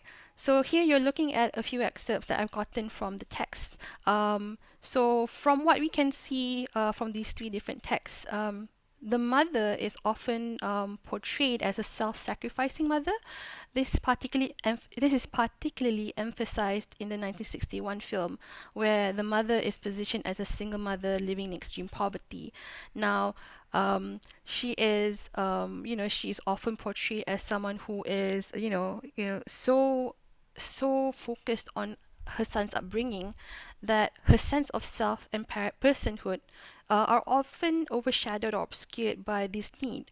So this portrayal of Sideruma, of course, I think fits what I call the ideal mothering, or ideal maternal, which is often described in Malay culture, right? And of course, the mother is also often portrayed as a person who nurtures the spiritual and emotional side of the son. So Talang, who is often the name of the father in the Malay version of the story, is described as the one who teaches Tanggang practical life skills, and the Quran, this recitation of the Quran, advice about behaviors are often the responsibility of the mother. Right, so all of these are meant to illustrate not only Daruma's doting mothering, but also place emphasis on what is the maternal idea in Malay culture, which is of course an all-sacrificing one. Right, please, next slide, please, Tia.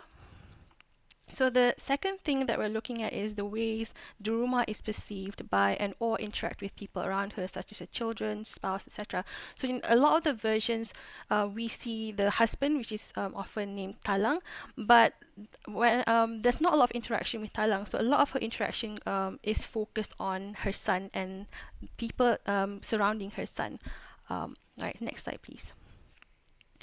Right, so here, most often, Daruma is portrayed as very poor, lives in poverty, and a lot of her interactions with her son later on shows that Sitanggang is embarrassed by his mother's humble roots and how his parents are poor. And I think in the 1961 version, he was also embarrassed by how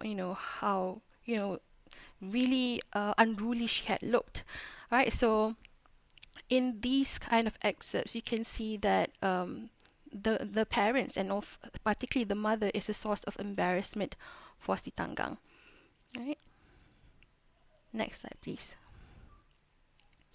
So the narrative structure and how the plot has resulted in the mother's monstrous ways, in the text, particularly the ITABM version, they're very pedagogical. They build on Siduruma's doting mothering and self-sacrificing nature, so that Tanggang's refusal to acknowledge his parents is seen as the ultimate betrayal of filial piety. And this is a contrast which is highlighted, which highlights the gravity of the curse later.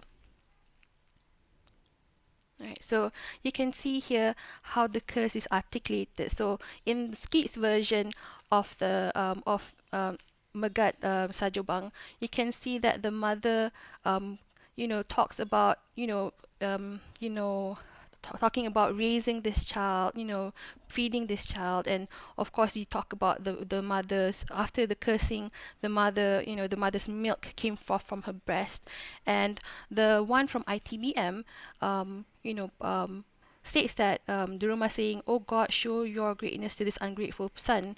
And the third version, which is the one which is adapted as a film, the mother said that I had born this son for 9 months and 9 days, the one I had birthed and breastfed and cared for from babe to adulthood. So here this highlights the fact that not only the gravity of the curse, which is, in our opinion, it's very large, and also it's described as something that is in biblical proportions, but it also highlights that the mother's body is a sacred one as well. And the mother is then foregrounded as one that brings sustenance and also brings death upon her son. All right, next slide, please. All right, so the story offers a clear conclusion for those who dare to hurt parents, particularly their mothers, and those who do so will pay for their actions. Because she is a doting mother, she is the ideal maternal, her curse of her son is often seen as something that is acceptable and appropriate in response to the graveness of Tanggang's actions. So that's why in today, in popular culture today, I just told Fateha, I think yesterday or I think on Friday, that you just wait for Hari Raya and then there'll be one film that will actually manifest these tropes. Right? Of course, the newer adaptations of this plot narrative will not have someone turned into stone, but there'll always be that grave conclusion in the end, where usually the mother will pass away. Right? So our analysis therefore shows the chain of events that has accumulated in her curse, an event that for Daruma is the ultimate retribution for her ungrateful child. Now the curse, which affects the people immediate to Tanggang as well, so not just Tanggang is turned into stone, but his wife, the people on the ship are also turned into stone, also demonstrates that filial piety is something entrenched in Malay adat resam. And of course, the word adat here is very loaded and is very complex. But when I say that Malay adat resam here, it's a set of rules and regulations that regulate social behavior as well, and that this failure to adhere to it is not just a personal failing. So everyone else is implicit in this, and this can be seen where whilst the we can see that. A lot of people were actually witnessing Tanggang's actions against his parents, and I think in one version, I think the film, the mother was even like thrown overboard into the ocean. So everyone saw that and did as they were told, but no one actually said anything. So everyone was implicit in this kind of behavior. Next slide, please. Okay. So basically, Siduruma's curse reveals the sacred position of mothers in filial piety and filial piety in Malay adat resam, and warns that to be unfilial is undesirable. Her character is therefore a disseminator of this significant slice of Malay culture. Next slide, please. So Daruma's monstrous curse gives her a temporary relief from strict cultural expectations of what a mother should be, which she has embodied all her life to raise Tanggang. So she has done everything that she could to raise this child into adulthood, and this was what he does to her in the end. So in cleansing her hands of Tanggang, her stone curse enables her to reclaim her agency and personhood by satisfying her vengeful desire instead of being the doting mother that she used to be. So this is the only time when she lets go of this doting nature of hers and curses her son into a stone. So the tale of Si Tanggang is essentially of the Daruma, primary caregiver, then turned bringer of death, destroyer of Tanggang's ship and those on that ship, and she's also the harbinger of warning and revealer of the stony end for her unfilial son. So that's all for today. I hope that our analysis has given some, some insight about how we are going about in our analysis of the mother. Of course, this particular analysis is quite straightforward when we talk about Si Tanggang's mother, but when it is made more complex when we look at the other mothers in our selection, such as the mother in Batu Belah, Batu Bertangkap. So that's all for us today. Thank you very much. Thank you. Thank you. I think the analysis keeps getting more and more interesting because Si Tanggang has been mentioned quite a bit during this our fairy tale salon here, but we'll come back to this later. I was going to take quick questions, but I think I'm going to let all the speakers complete their papers, and then we can come back to the questions. So thank you very much, Nurul Fateha and Dr. Wan Madiha, and we'll move on to Dr. Sanghamitra Dalal's paper first, and after that, Chris, and then we'll take the questions at the end of it. Let me just read out. I think this is another interesting title after it, looking at the monstrous mums. May Bon Bibi protect us all, reviewing the Bengali indigenous legend of Bon Bibi in fostering syncretic sustainability. Dr. Sanghamitra, session is yours. Thank you, Doctor. Hello, everyone. Just let me share my slides first. See you again. Yeah. Can you see?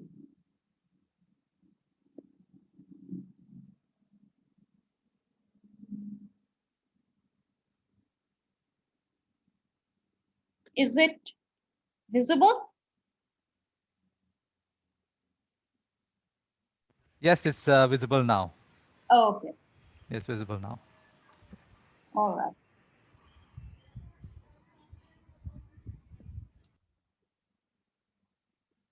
Is it like full screen or not?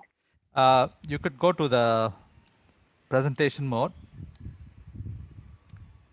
Is it Yes. Yeah. Yes, now it's full screen. Yes. All right. Thank Very you. good. So my presentation today, as you have already said, it will focus on evoking the Bengali indigenous folk belief of Bon Bibi. Bon Bibi means the lady of the forest or the forest dame, who is revered as the guardian for spirit of the Sundarbans. I will examine how the myth of Bon Bibi, hailed as the religion of the forest, has unfolded as a syncretic source of fusion between man and nature and the diverse religious communities in the region. Located in the tidal deltaic region of the Bay of Bengal, the Sundarbans is the largest mangrove belt in the world, covering an area of about 10,000 square kilometers across the delta of the Ganges, Brahmaputra, and Meghna rivers, flowing through West Bengal, India, and Bangladesh. Recognized for its high biodiversity of mangrove flora and fauna, both on land and water, and also for being the habitat of the globally endangered species, including Royal Bengal tigers, Irrawaddy dolphins, and estuarine crocodiles, the Sundarbans has been declared a World Heritage Site by the UNESCO in 1987. Today, I will focus on the Indian side of the Sundarbans. And in the Indian side, out of the 102 islands in the Indian Sundarbans, around 54 are inhabited and the rest have been declared as reserve forests. The Sundarbans is home to over 4.5 million people. One of the most ecologically fragile regions of the world, the landscape is intersected by rivers and streams, and the entire area is prone to cyclones and other natural calamities. The livelihood, predominantly dependent on natural resources, includes fishing, woodcutting, collecting honey, beeswax, prawn seeds, and crabs, exposing the Sundarbans inhabitants to the vagaries of nature and also to the dangers of being mauled by tigers and crocodiles. In this context, I will examine how the traditional myth and belief in Bon Bibi has gradually evolved into a unique manifestation of sustainable syncretism. The story of the myth reflects the long-held practice of spiritual, social, and cultural syncretism in Bengali folk culture, which could seamlessly blend elements of Hinduism and Islam, effectively blurring any apparent barriers between different religious communities. Moreover, as Amitav Ghosh has highlighted in The Great Derangement, Climate Change, and the Unthinkable, the needs and possibilities of literary and creative arts to engage with the contemporary and urgent issues of climate crisis and man-made planetary disaster, I will attempt to argue that such ancient and indigenous cult of Bon Bibi appropriately contains the essence of a sustainable relationship between the human beings and the natural worlds. Evolved as an oral tradition, this indigenous folktale of Bon Bibi has started to be documented since the late 18th century by different poets and authors, and there are several versions of the myth circulating around the region. However, the two most prominent extant texts found are composed by Munshi Muhammad Khatir and Abdul Rahim Shahi, respectively, during the early 19th century, and it was titled Bon Bibi Juhuranama, which means the Chronicles of Bon Bibi or Glory to Bon Bibi. Bon means forest and Bibi refers to woman, an appellation generally used to refer to Muslim women.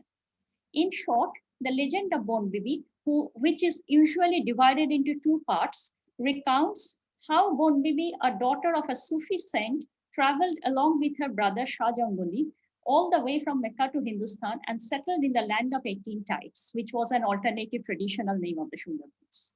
There she had a fierce fight with her archenemy Dokhin Rai, who could assume various forms, but primarily that of a tiger who used to kill people. The next part narrates how Bon Bibi protects the hapless child called Duchi, which means the sad one, from the clutches of Dokhin Rai, who then promised not to cause any harm to any devotee of Bon Bibi. Thus, whoever has to venture into the forest, identify them with Duchi and pray to Bon Bibi to safeguard them against potential threats of tiger attacks and other associated dangers. Even though it is difficult to trace the origin of the myth of Bon Bibi, it is often believed that the story is most probably started to take shape around the 13th to 15th century, as the period was marked by socio-political changes in Bengal with the rise of Islam, and which was more importantly followed by the liberal spirit of Sufism, inculcating the Hindu-Muslim syncretism, particularly in the rural Bengal during the medieval period. Therefore, I would first discuss how the composition of the text itself displays syncretic characteristics. Then I will focus on how the practice of paying reverence to Bon Bibi inculcates social and cultural syncretism. And finally, I will explore how such indigenous legends as Bon Bibi could appropriately foster syncretic sustainability and ecological resilience. The title and the compositional style of Bon Bibi Juhuranama itself reflect fluidity and plurality. It simultaneously embraces Persian textual tradition of Nama or Name and the Bengali Mongol Kabbo narratives, which could be ceremoniously recited in the pattern of Panchali. Name in Persian literary tradition indicates an account of or reflection on social and religious issues. And one of the significant creations in that genre is Shahnameh, which is the longest epic poems written by the Persian poet Ferdowsi around 977 to 1010, chronicling the mythical and the historical past of the Persian Empire. On the other hand, the Mongol Kabbo, a genre of pre-modern Bengali literature, traditionally glorifies indigenous deities, promising the devotees bountiful auspiciousness in return of their devotion and manifesting a synthesis of Vedic and popular folk culture. Panchali is oral narrative verse poems in traditional Bengali culture, mainly commenting on religious and social issues, and could be recited rhythmically by both Hindus and Muslims. Bonbibi Johranama was composed in a specific traditional rhythmic structure called Dipodi Poyar, which are rhyming couplets, in which each line consists of 12 to 14 syllables with a break or caesura in the middle. It is one of the very old metrical forms in Bengali verse poems, and most of the Mongol Kabbos has extensively used this form. So Bonbibi has already, as already mentioned, has evolved into a symbol of absolute faith and devotion to the people of the Sundarbans. However, the uniqueness lies in the fact that there is no standard practice of worshipping the deity according to any ceremonial custom. Anyone can pray to the goddess in any manner appropriate. Therefore, the idol changes its forms in different places. People chant verses in colloquial languages. Majority of the Bonbibi shrines in the islands have no doors and are located along the common areas such as by the pathways or river banks so that anyone can pray to her at any time convenient. Tying of wish fulfillment threads on trees in the manner of Sufi Dargah can also be located besides the temple. Even temporary shacks made of branches and twigs decorated with flowers could be located inside the forest as well, where people could pray before venturing deep into the jungle. The cult of Bonbibi has seen an exponential growth in recent times. Folk festivals such as Bonbibi Utshav are organized, and folk plays like Bonbibi Rupakhan are performed. Therefore, I can say that life in the Sundarbans manifests an epitome of coexistence between environment and mythology. With reference to the myth, Ghosh has rightly pointed out, the Bonbibi legend uses the power of fiction to create and define a relationship between human beings and the natural world. Nowhere does a term equivalent to nature figure in the legend of Bonbibi, yet nowhere is its consciousness absent. Bonbibi Johranama has inscribed a unique religion of the forest, which propagates an ethical charter for all human beings to follow who have to interact with the nature for their daily sustenance. For the believers and the followers of Bonbibi, the forest is a temple which is sacred, and one can only enter there with a pure mind and empty hands, respecting the ethos of the region. Therefore, no one goes inside the forest with any arms with them. They don't speak or smoke inside the forest, and they believe that Bonbibi has given them the permission to extract the forest resources for their subsistence only and not for satisfying their greed. Consequently, they do not catch fish during certain breeding seasons. They do not extract wood or honey from small flowering trees. And whenever they collect honey, they always leave behind a considerable part of the hive so that the bees can make a new one within 14 to 15 days. In addition, they also offer honey to Bonbibi after the first chunk of the hive is broken. Respecting her as a custodian of the forest, they deeply believe that overexploitation of the forest resources would enrage her, and then they will be punished. However, the Sundarbans is currently facing an extremely precarious ecological predicament.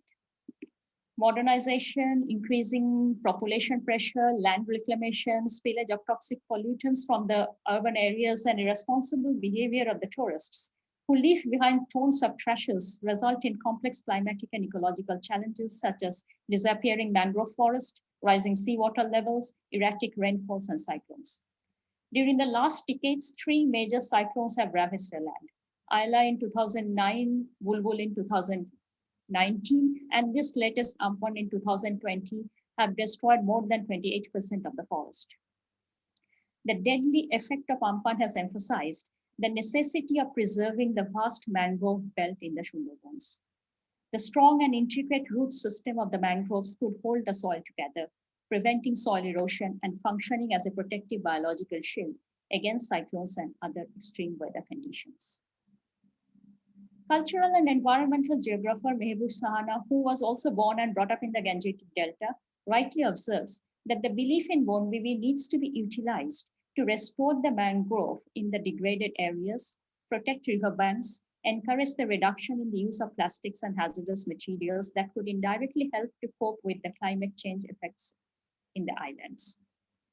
Interviewed by Shaturka Bhattacharya, the local folk artist suggests, as we witness nowadays sporadic instances of rising divisive forces in the recent times, Ma Bonvivi will take her hands off from our lives if we engage ourselves with the politics of caste, religion, and other hierarchies.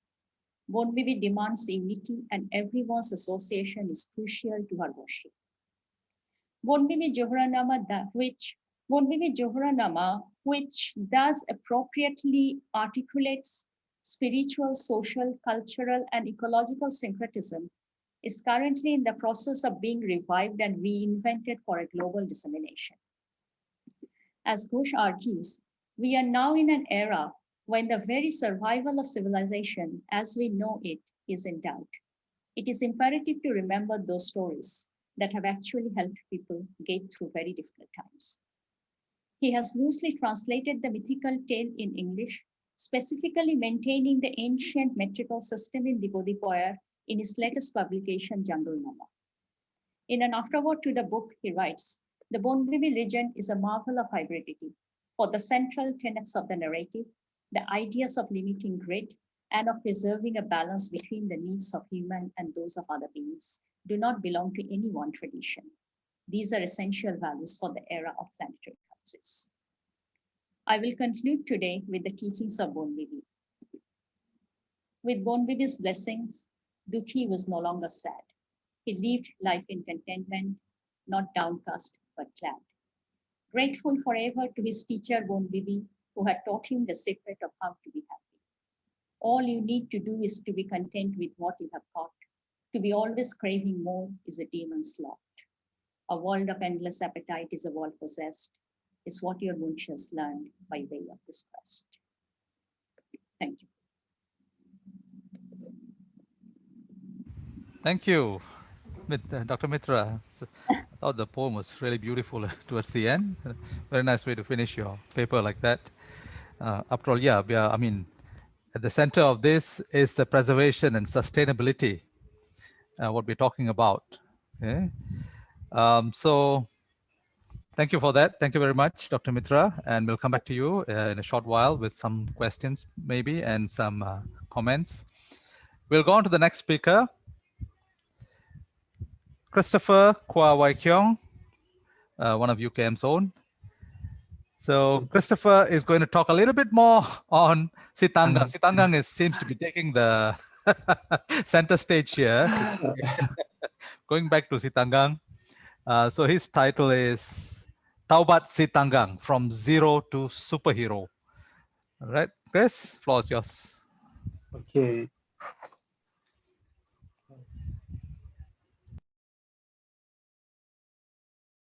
Let me share the screen first. Okay.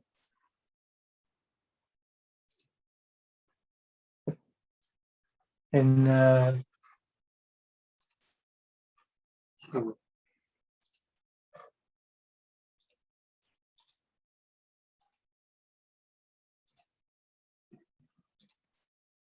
okay, is it the PowerPoint screen?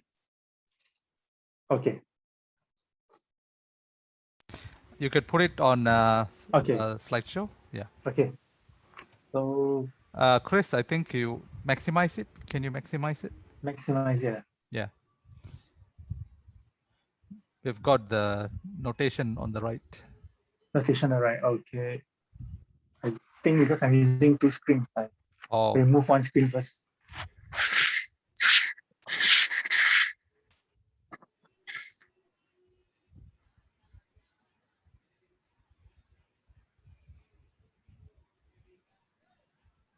Is it still one screen or two screens? Still two screens. Two screens. Okay, you've gone to multiple. Are you on slideshow? I'm on slideshow. Well, it's still visible. I don't have any problems reading it. So if you can't do anything about it, you can maintain it. Okay.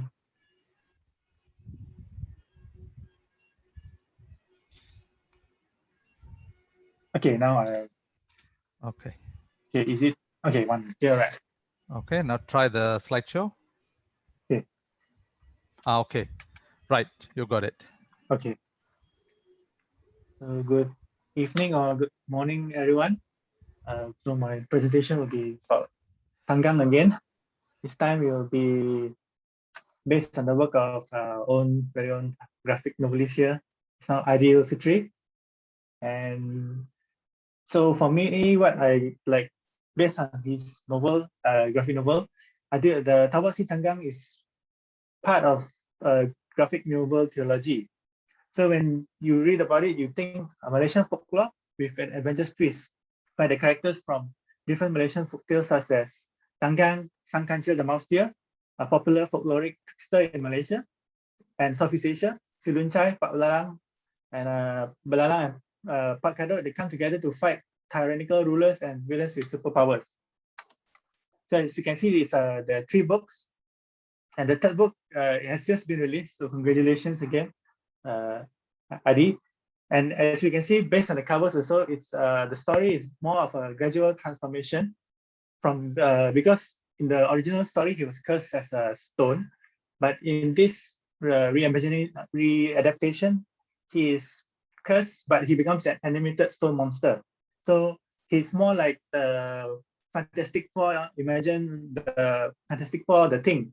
So he can move around, and he is on a quest to redeem himself. So on the background, Tawasi Tanggang characters will be compared to their original counterparts from the folktales they were derived from. I have been using new archetypes to categorize the folkloric characters found both in the Tabat Tanggang series to that of the original folktales.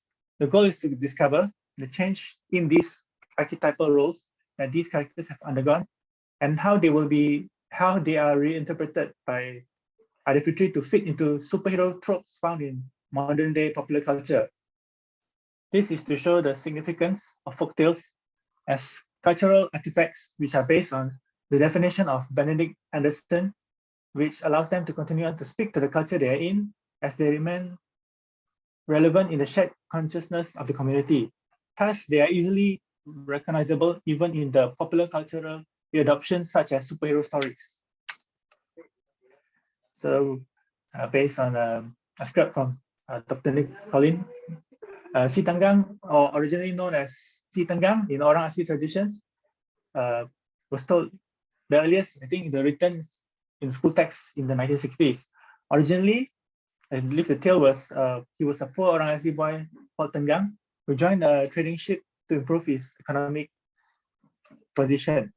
As you can see, based on the graphic novel, he went on a journey and decided to become he became a successful trader in the sea.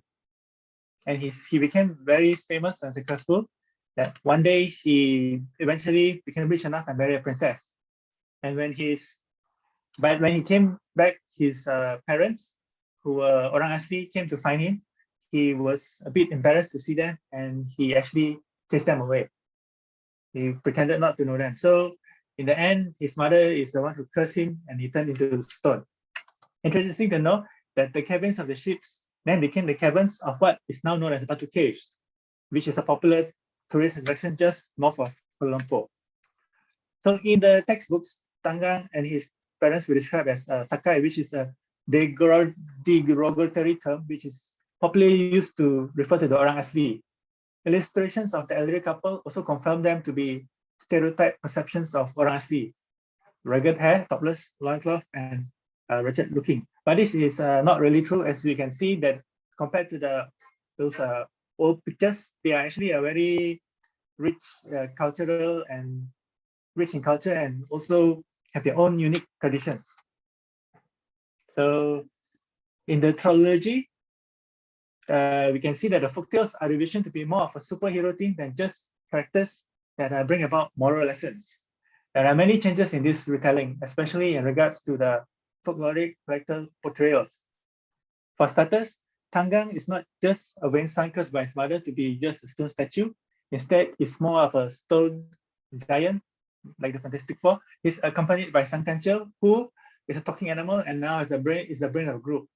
He could be compared to Rocket Raccoon of Guardians of the Galaxy fame. And to complete the trio is Si Lun Chai, a lesser-known folkloric character who is known for his cunning tricks of using two gods.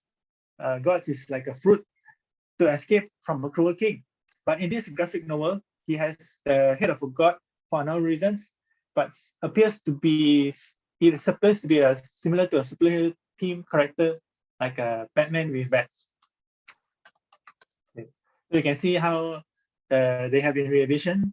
So Tanggang is more like a superhero fighting monsters, and you can see the trio of them, how it's become more of a readapted to fit a modern day and younger generation, so easily to understand. There's even like references to other popular culture stuff like Pokemon and so on. So the tale is not just something of a readaptation with superpowers, but it also goes deeper than that. Tanggang is now seen as a hero struggling with guilt. He has to complete a series of tasks reminiscent to the 12 labors of Hercules to atone for his sins and turn back into a human. Sang Kancil is no more just the looky-like trickster in this retelling. Instead, he is shown to be kind and loyal friend to Tanggang and Lun Chai. He is also seen as the humblest of the trio and is even willing to admit his vulnerabilities because he is an animal. Lun Chai also struggles with a major inferiority complex. He constantly tries to show that to the rest that he can be an asset to the team rather than just a comic relief. Even the villains too have superpowers and they are based on folkloric characters. Badang, a folkloric hero that has super strength like Hercules or Samson, but gains his powers from eating water ghost vomit, retains his original backstory, but uses it for more selfish purposes. Thus, he becomes more of an anti-hero. And the folkloric character Marjanin, who was used as a tale to caution people about the dangers of daydreaming, now gains superpowers from the original accident in that same tale where he falls off a tree to gain to have some sort of telepath-like powers, like Professor Charles Xavier from the X-Men, trapping people in their own minds. So he uses this for the side of evil and helps to mind wipe other people for a tyrant king. So here is what I have found from the traditional characters using Jung's archetype. So from the original, this is all the archetypes and the original which the original characters belong to. So in the original archetypes, for example, Badang is the hero. Si Tanggang was the shadow. As we all know, he was the one who was not loyal, unfilial to his mother. And then we come to the good mother, which is Tanjong from the Batu Betakung story, the trickster, which is Kancil, Belalang, and Si Lun Chai, and the full character, which is Pak Kadut, Pak Belalang, and Mak Janin. So in the Taubat Si Tanggang, their archetype roles have been changed. So I compare them to that of new archetypes, as they are also adaptations from the original Jungian ones. So Mak Janin now becomes the manipulator. The hero, it turns out to be Si Tanggang. The outlaw is anti-hero is Badang, and Tanjong, which was the good mother. The magician, which is more positive form of the trickster, is now Kancil and Belalang. And the jester, which is also the comic relief, goes to Si Lun Chai and Pak Belalang, another character in the story. And so as we have seen that, so now I compare them to the superhero tropes, which I relate in the Taubat Si Tanggang stories.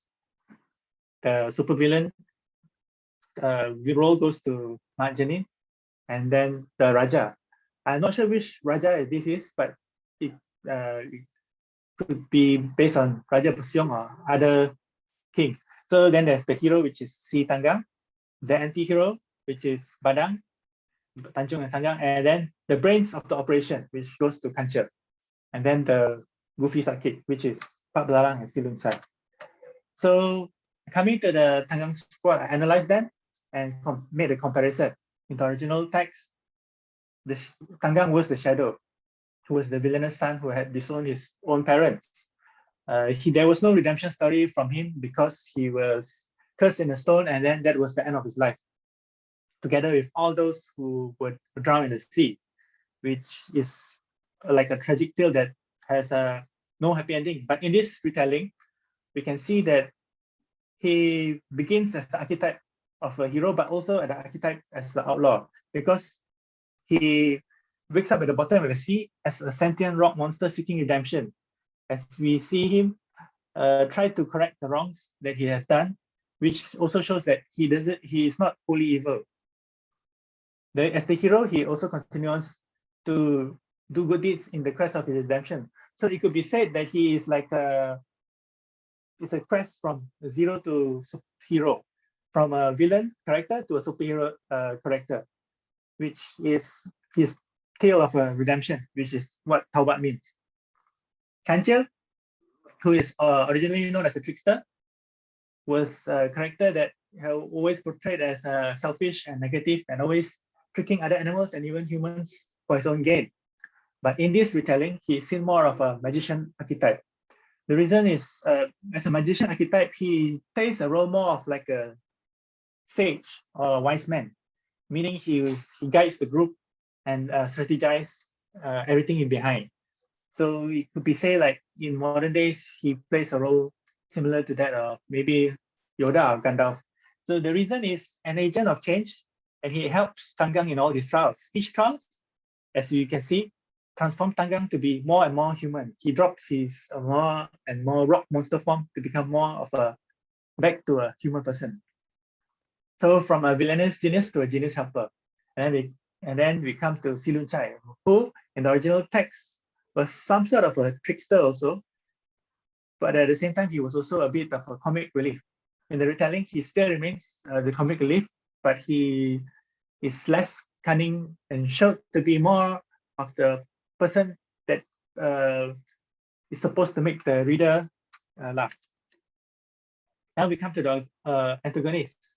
For Badang, I found that it was like a reversal because he used to be the hero, and now he became like a shadowy character who was later redeemed.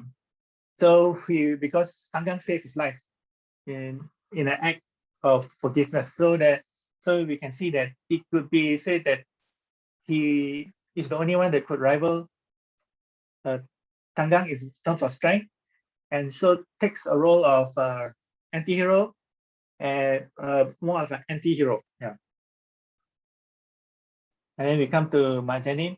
So as I explained earlier, he was that of the fool because he was the stereotype of the daydreamer. Means he actually, in the tale, he actually climbed a tree, and then on the tree he began to daydream, and then about being rich, and then he accidentally let go of the coconut tree and fell down to his death.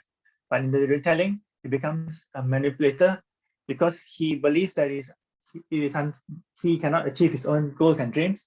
So he works with the tyrannical ruler to trap everyone in a world of fantasy because he believes that no one deserves to get their own dreams. So he tries to hold everyone back together with him. And as for the Raja, he's the original ruler. I think in most traditional texts, he is just mentioned as the king or the Raja, like in fairy tales. He doesn't really play a part in most tales, but in this retelling, he has a deeper role to play, a more villainous role to play, which is the tyrant, who is an aloof ruler and tries to oppress the people and use Majini's powers to distract them and keep them in an illusion that everything is right in the kingdom.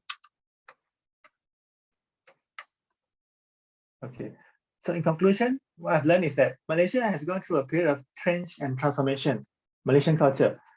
So these are based on what I found on the Tabat Tri Sangam trilogy and other retellings of other books that I've read, that these retold fairy tales have changed the original tales, but still keep an essence of the original story, so that they are recognizable to those who, to the readers, to the Malaysian readers, because they will be always part of our imaginary community as Malaysians, but they are used to bring about valuable messages in regards to current issues, whether it be political, environmental, or social.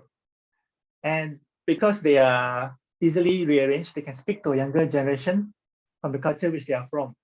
And in Taubat Si Tanggang's case, they can even be transformed into the popular superhero trope and bring about important messages still relevant to the older and younger generation. Okay, that's that. Thank you, Chris. Yeah. Thank you very much.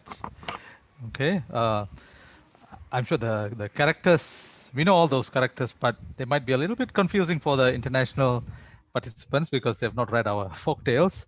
But I think you gave a good idea of what's happening with the major characters from our folk tales. I think the new generation, it'll be a good eye opener for them. Okay, what I'm going to do is, there are some, the chat is going on. People have already started commenting. I think that's great. So I think because we are short of time, I'm going to post just maybe one question to each paper on my own. And the audience, if you are particularly interested in any one of the papers, I suggest you communicate with the respective speakers. And that would be more focused discussion, I think, given that we have very little time left and it's getting kind of late, and there's the selected readings that we've been waiting for, and that's going to happen in a while. Okay, so I think I'm going to just post this question to Ms. Nurul Fateha and Dr. Wan Madiha regarding your monstrous reading of selected mothers. So, on that notion of monstrousness, I was just wondering how you would comment on the fact that Malay folktales, and I think folktales in general, have been particularly hard on stepmothers, not just mothers, on stepmothers, right? So how do you think this framework of the monstrous mother relates to the stepmother in our folktales? Maddie, should I go first? Yeah, we did have a discussion about this, about stepmothers, and I think the number one monstrosity about stepmothers, what it indicates, what it reveals and warns, to use Cohen's framework, is that it reveals and warns about the society's anxiety when there's an external force coming into the traditional nuclear family. So yeah, I think that's we think that's the number one factor if we are to apply this monster theory on stepmothers. It's anxiety, and then the problem with that is that it becomes such a template for not just Malay dramas, but also for the social imaginings in Malay culture itself. Maddie, do you want to add? Yes, the trope is actually quite represented in contemporary Malay dramas, especially the 7 o'clock dramas on TV3. But nowadays, the outside element or the outside person is no longer the stepmother, but I think over time it evolves into this figure of the mother-in-law. So now the mother-in-law is seen in Malay dramas as the ultimate antagonist in a lot of the series I've watched. All right, thank you. Thank you. I think you addressed the question quite well. Thank you. Just curious. Yeah, there's some chat going on. Thank you for that. Thank you. By Owen Mills. Sanghamitra has already responded to Priyank. So he's talking about Adi and Anita. You're talking about the stepmother being the original biological mother. Okay, I didn't know that. and Brother Grimm's did not want evil mother, so they changed it to stepmother. I see, Paul. Okay. Yeah, I mean, that sounds acceptable to me. You don't want to say bad things about the mother, so you bring in a stepmother to take all the flag. Okay. I've got a question for Dr. Mitra regarding Bon Bibi. Okay. You mentioned the recent calamities that befell the Sundarban, Yeah. the hurricanes, Dr. Mitra. Yeah. So, well, on the one hand, we have Bon Bibi as the protective mother, Yeah. right, of nature. So, in the light of the calamities, would you say that the loving motherly force can also be the punisher, Yes, an agent because of destruction? absolutely, because traditionally the folk belief is that you should not over exploit the forests. But what is happening nowadays, Sundarban is becoming a tourist spot.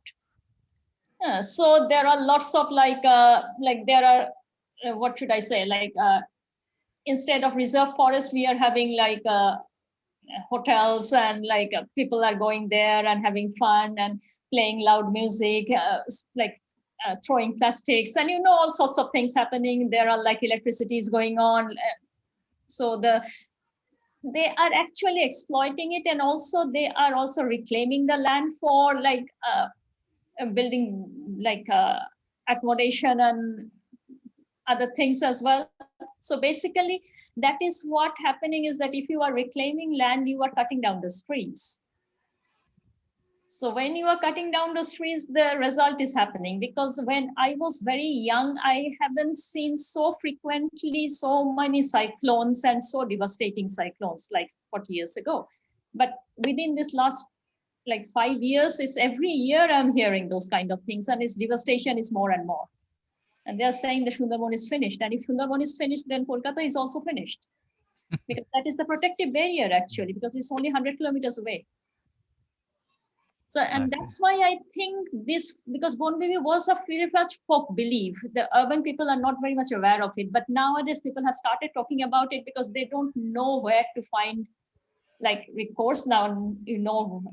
When we are struggling, when we are in this COVID thing that is going on, we are only pray to the God because we are helpless nowadays. So we think that Bon Bibi is now needed to be revived and belief is to be restored. So Thank you. Yeah. Okay, Dr. Mitra, that's an interesting comment for you. I think you might want to respond to that about Patni. Die and become ghosts with unfulfilled desires. I cast them as witches in my story. Actually witches. Patnis are actually witches. They are not used to many good comments. Patnis are usually negative characters in the folk tales. Okay. Thank you. All right. Quick question for Chris. Your research on the Malaysian folk tales and the characters and the revisioning of these characters. Where do you see this going, Chris? How do you think it will be received among our future generations, the younger ones? You mean like folk tales? Yep, our local folk tales and the characters who have been the archetypes. So we've been looking up to them, and it was not our generation. We were quite well educated with the folk tales, but we have heard in this tonight that the younger ones may not be as aware of these collections.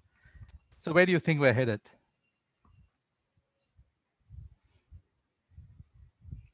Well, I think that they are still being used for those children, they're using to teach those toddlers and kindergarten. The tales are still being used, but they are not as emphasized as before. So if you share it to them with the younger generation, maybe they have heard it before, but to them it's just like fairy tales like Snow White, Cinderella, and maybe Snow Queen. But it's just like a something that they just know, but they don't really think Relate it. don't Their really lives. see it relate or see it valuable compared to those that they now, because you see now popular culture is like dominating even the local culture. See the children are buying, they're Harry holding like Potter. Captain America and all the Okay. Harry Potter and all these are so even Frozen is like a readaptation. So I noticed that in the local scene, there's this company called like Les Kopak, Upin Ipin, and they are the ones who actually succeeding in promoting the local culture. So I actually went and interview and did some work with them. So I see that they can even make like retell the Malaysian princesses and then do it in a Disney style and then even sell merchandise, and it's very popular. So you can see that because they keep on revision the thing and we make it into something new, which is a different style, and maybe they even remake it to a more appealing to the younger generation, that they continue to remain relevant. Yeah. Okay. Thank you. So I think on that note, I will complete this session with Chris's comment. So, while we're talking about preservation and sustainability, I guess that's sustainability of the Mother Earth and nature and environment. So it's just as important that we also preserve our heritage, folk tales along with it. I think with that, I would like to end this session. Thank you very much to all the speakers. I think it's been wonderful listening to your papers. Something new every time this topic comes up. So I'll head it back to the MC in charge, Nick. All right, thank you so much, Dr. Ravi, and to the speakers for those amazing and eye-opening topics. So now we are arriving at our final session, which is the selected readings by both local and overseas authors. I'm calling for Dr. Darcie Badger, Paul Jessup, Golda Mowe, Eileen Gunnel Lee, Datin Tutu Dutta, and Adifitri Ahmad. This session will be moderated by Dr. Anita. The time allocated for this session is an hour. So may I ask for Dr. Anita to moderate? Yep, I'm here. Hello. All right, hello. Is my face appearing on the screen? Not yet. So Zoom secretariat, please. It says here that my video is on. Yeah, Doctor, your video is on. I don't see myself though. Through the technical Zoom panel. Yeah. You are on. Yes. Okay. Is the spotlight going on? Working on it. Okay, so you're working on spotlight. Okay, fantastic. So we come to the end of this video. We have come to the end of this seminar. It's been an amazing weekend, I think, worth all the sleepless nights that went into this. But yes, I really enjoyed listening to all the papers and to all of the participants and the roundtable participants. We meet again to hear from your wonderful works.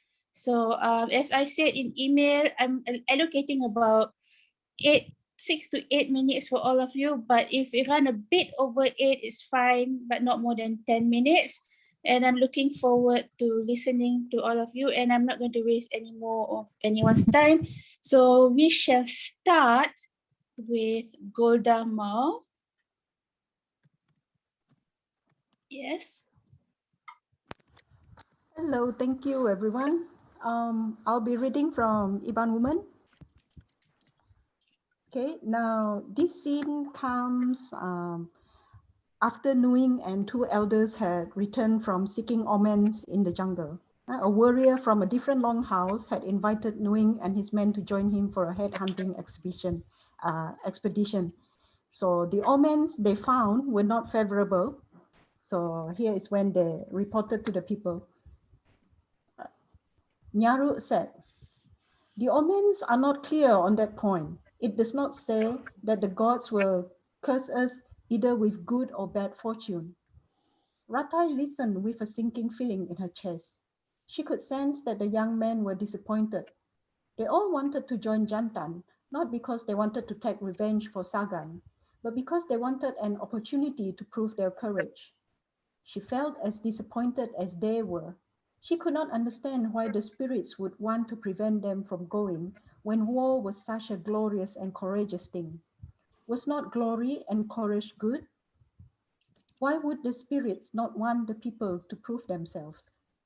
She did not speak up, however, because her disappointment was tempered by her fear of the unknown. Sagan had disobeyed, and he had not listened to those with more wisdom. Because of that, he was now dead, and his mother had gone mad. Surely that was the sign of a curse.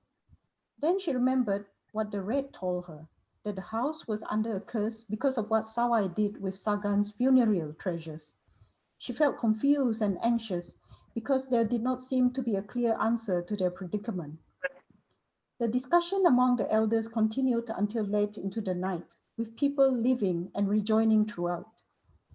The young men's faces grew ever more forlorn as they too finally came to the conclusion that the expedition would not be a fruitful one. Ratai was starting to become less anxious as the night progressed. The tight knot in her belly relaxed, and the repetitive discussion began to bore her. A series of calls suddenly caught everyone's attention. They recognized this melancholy cook, but it was also always far away from the house. Yet this call now sounded like it was just above their heads. They all looked up to the ceiling and rafters. Each person tried to find the source of the ill-omened cry. The calls continued, now above them. Moments later, further down the length of the house. It was a cry that even the little children recognized, and it struck everyone with fear. The hawk owl was a harbinger of death, for it sounded as though it was calling for their souls. The ogre's brow wrinkled into a deep frown when Nuing asked him, "What does this mean, Tuai Burong? There was no omen that tells us to go to war. What does this omen mean?"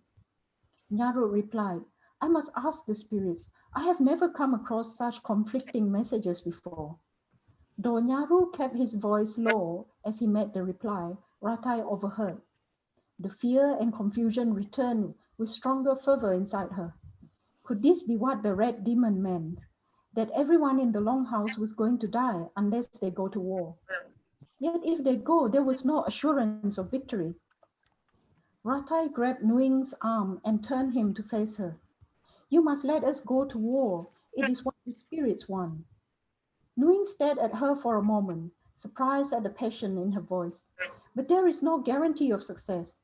Many of our warriors will die and fail. They will die a glorious death. They will be heroes and be assured of a good place in the afterlife."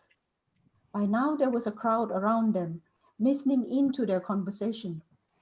Nuing said, "Are you deaf? Can you not hear the hawk owl's call? He's telling each family that one among them is going to die before the next harvest." Ratai hissed back, "We will all die if you don't send warriors to bring home fresh trophies to bless the house. Bunsu Tikus told me to leave this place because she said that everyone who remained will die." Nuing frowned. There were gasps or cries of despair and fear from the listeners about them. "You cannot ask me to sacrifice our young man." Ratai took a deep breath. It was now or never. "I am asking you to let me go with them." "You are a woman," Nambi shouted, suddenly anxious and afraid for her daughter. "Your place is here in this house." Ratai straightened her back and steeled herself before she turned to face her mother. Her gaze was proud and bold, like a seasoned warrior. "My place is where the spirits send me. I will go and be like one of the men." Suma cried out to her sister, "But Sagan's spirit is appeased. You don't have to take revenge on his behalf anymore." Ratai took a deep breath to give herself time to think. She did not want to expose Sawai's secret, but neither would her conscience allow her to remain silent. Indai Sagan found the jar, and the shocked silence that greeted her pronouncement was so thick it made her ears smart a deep red. "What do you mean?" Nuing asked. "Did she?" The action he was about to mention was so taboo that he could not bring himself to utter it. Ratai nodded. She bowed her head in shame for not telling him earlier, then just as quickly raised her gaze again to look into his face. "That is why I must go. Even if you will not let the others go, you must let me go."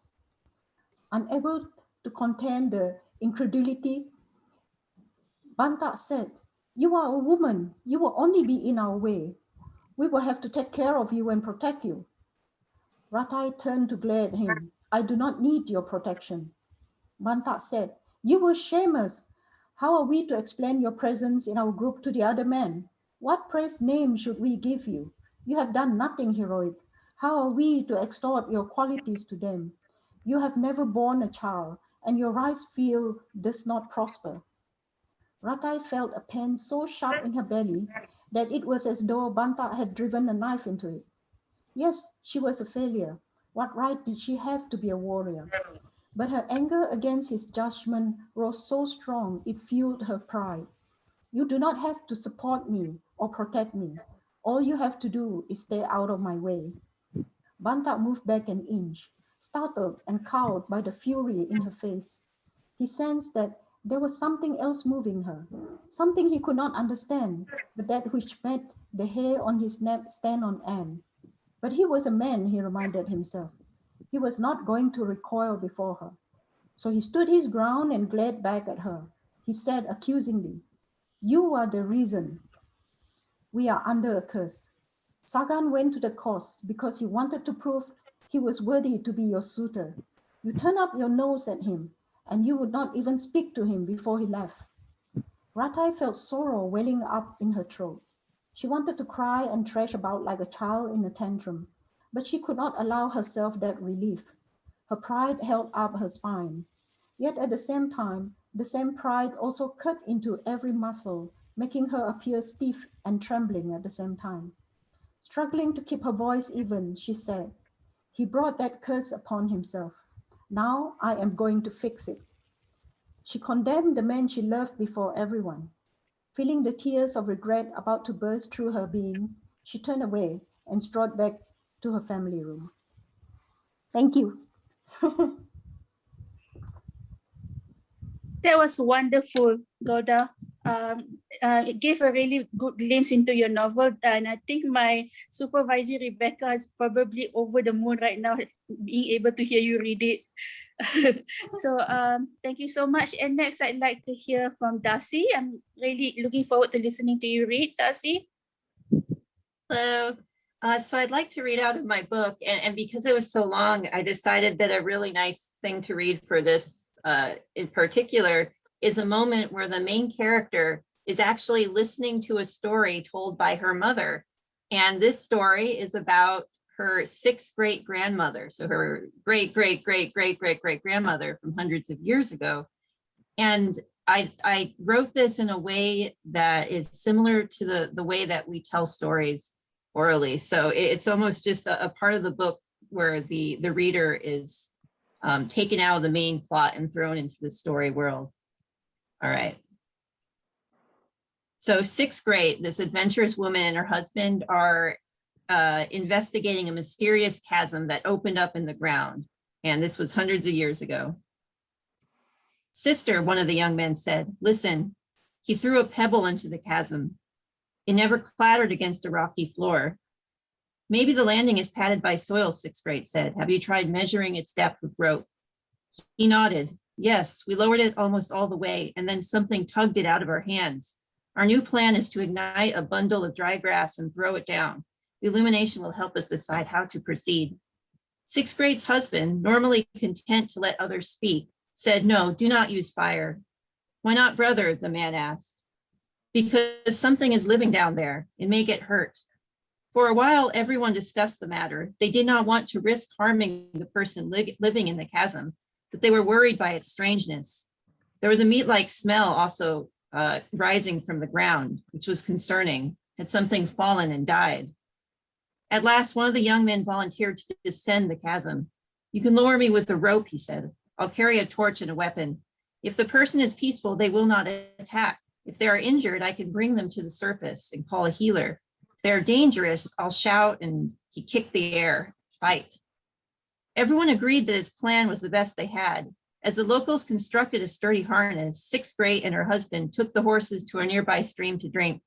It was a 15-minute hike away from the strange chasm. What do you think? Her husband asked. Is it a wise idea to send somebody down there? I don't know, she said. The smell concerns me. It's not the scent of a fresh kill or rotten one. It smells like cooked meat. As the horses drank the fresh, cool water, a coyote woman approached. She was in her human guise, but even disguised, coyotes cannot hide their yellow eyes. They use sunglasses these days, even at night. There's so many electric lights, it's easy to see, especially the coyote eyes. And then Ellie, who's listening to the story, asks, what about colored contact lenses? And her mother says, I don't think they fit right, unless there's a company that manufactures contacts for coyotes, which may exist actually, I wouldn't know.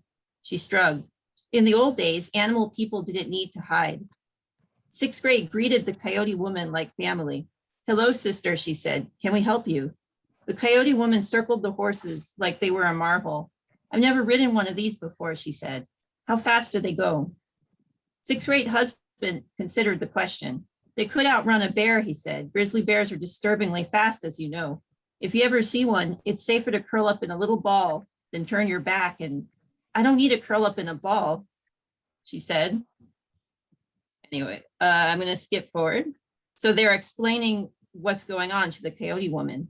A deep hole opened in the earth, sixth grade explained. We need to understand how it formed so quickly. Oh, that, the coyote woman said. Stay away from it. The hole is not dangerous, just annoying. Do you know who lives down there? Sixth grade asked. Yeah, she said, my father. After the coyote woman vented, she was understandably ignored by her dad's recent behavior. Sixth grade and her husband returned to the pit. They moved quickly, but it was too late. The young man had descended and it was at the mercy of the prankster who used the cave system for sneaking and hiding. Normally, that deep, narrow pit was hidden by a boulder, but the prankster had roasted a deer underground, believing that the caves were large enough to safely absorb the smoke. The plan flopped, so he had moved the boulder to ventilate the area before the bats got pissed. The moment sixth grade reached the pit, there was a cry of fear from its depths. Pull me up, the young man shouted. It's a monster, hurry. Everyone hoisted him out of the hole. He was unharmed but shaken, trembling like a skinny dipper in the winter. We disturbed the ancient dead, he said. They demand gifts of food for our insolence. Dead don't eat, sixth grade said. Calm down. What did the monster look like? It was covered in white spikes and had a skull head. Send me down there, she insisted. I want to see it for myself. The young men tried to convince her that it was too dangerous. You may anger him, they said. Let us send food instead. Sixth grade's husband laughed at this. Save your resources, he said, and while you're at it, save your breath. You might as well tell the sun to rise in the north. What are you doing, my wife? Sixth grade delicately held two prickly pear of fruits. He wants food, she explained. I'll give him the gift he deserves. After she scraped the spikes off one of the fruits, sixth grade slipped into the harness and the young men lowered her into the pit. The sunlight above her head became a little circle of light. When sixth grade felt the ground beneath her feet, it was soft and spongy, like a pile of dirt and leaves. She lit her torch. Come out, monster, she said, I have an offering for you. Ooh, woo, came an eerie response. I bet it sounded a lot like that lonely coyote howling in the park. Put my food on the ground and leave. The coyote man stepped into the flickering light, and for a moment, sixth grade mistook him for something intimidating. Pearly white spikes jutted from his stooped back and arms. His yellow eyes glinted dog-like as they reflected fire through the white bison skull he wore as a mask. Here, she said, offering him the fruit without the prickles. She'd been impressed by his costume. It must have taken hours to collect a dozen stalagmites and fasten them to his body. And I'm going to end there, but this story involves a trickster character who's quite common in our stories, Coyote. And I thought it would be cool to also tell the perspective of from his daughter, because Coyote does have children and he's terrible to them, but he gets all the attention in most stories.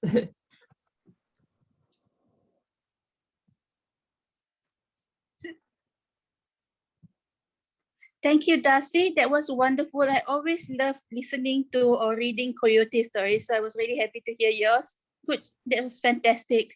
And next is going to be Adifitri, and because he's a graphic novelist, he's going to be sharing his screen with us. I'm quite delighted that this time he's going to be reading it himself, because the last time we had the Fairytales Salon, Chris read it out. It was fun to listen to Chris, but it would be even more fun to listen to the author himself. So over to you, Adi. Thank you, Nin. Okay, let me just share the screen.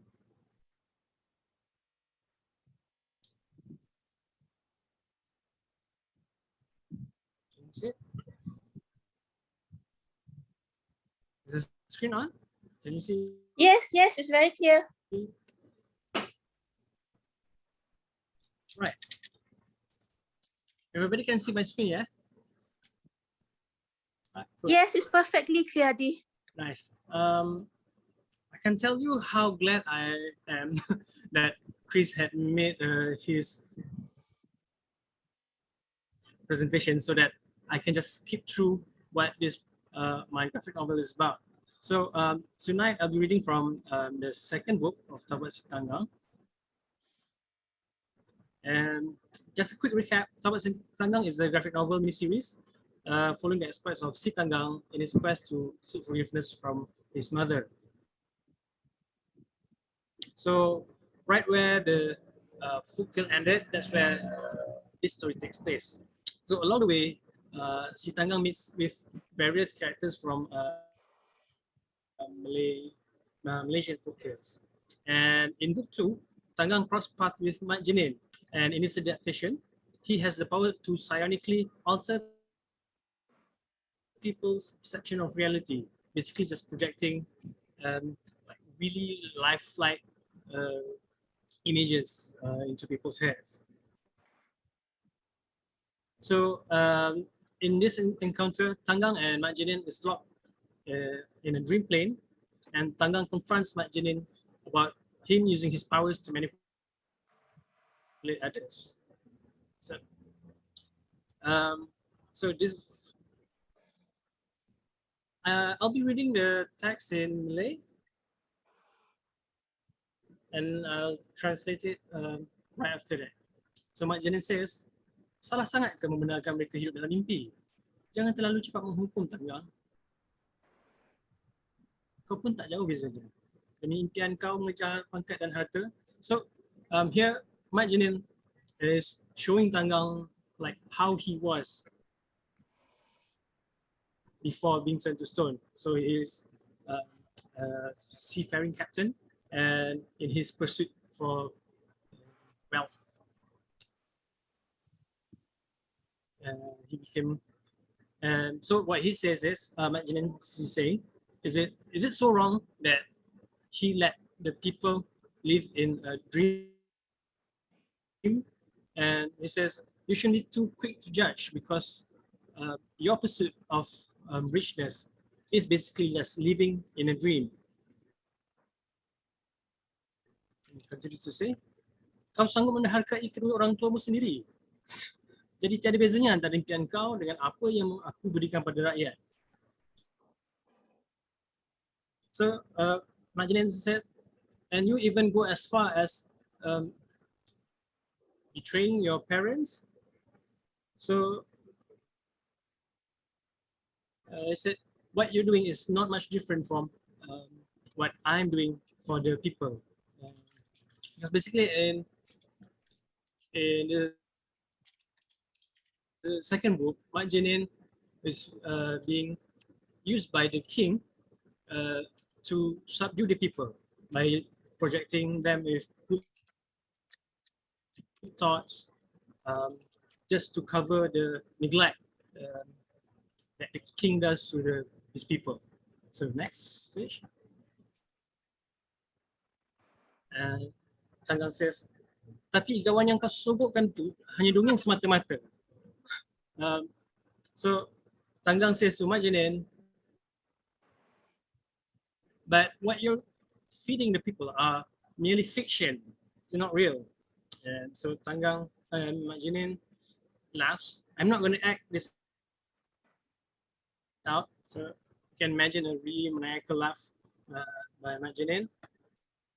And it says, it turns around and it becomes this, because this is in a mental space, so he can manipulate the reality in there. Buka mata dan fikiranmu, Tanggang, kita semua hidup dalam dongeng. So he says, like, open up your eyes and mind. We are living in a fiction. So Mat Jenin progressed to shows him like slideshows basically of royalty, warring nations and currency. So, and he asked Tanggang, siapa yang pilih suatu keturunan itu sebagai yang paling layak memerintah? Mengapa manusia sanggup bertumpah darah mempertahankan sempadan yang direka? Dan emas dan perak adalah cantik dipandang, tapi siapa yang menentukan nilainya? So he says, who gave the rights to this select lineage to rule over the people? And why would people fight each other over something as made up as borders? And the last line is, yeah, gold and silver are pretty, but who actually decides that they are worth as much as to be enough to be traded as currency? So, semua idea ni, kedaulatan, pemilikan, mata wang, bukankah itu semua rekaan manusia? So, he argued further that all these ideas of sovereignty, ownership, currency, aren't all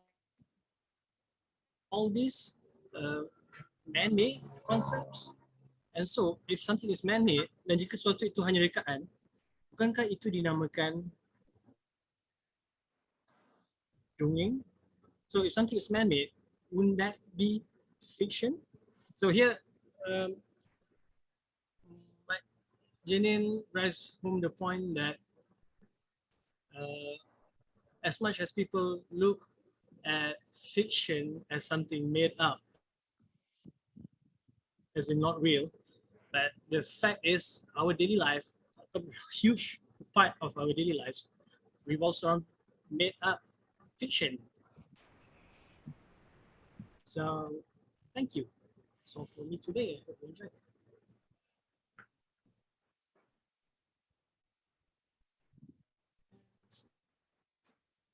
That's wonderful, Adi.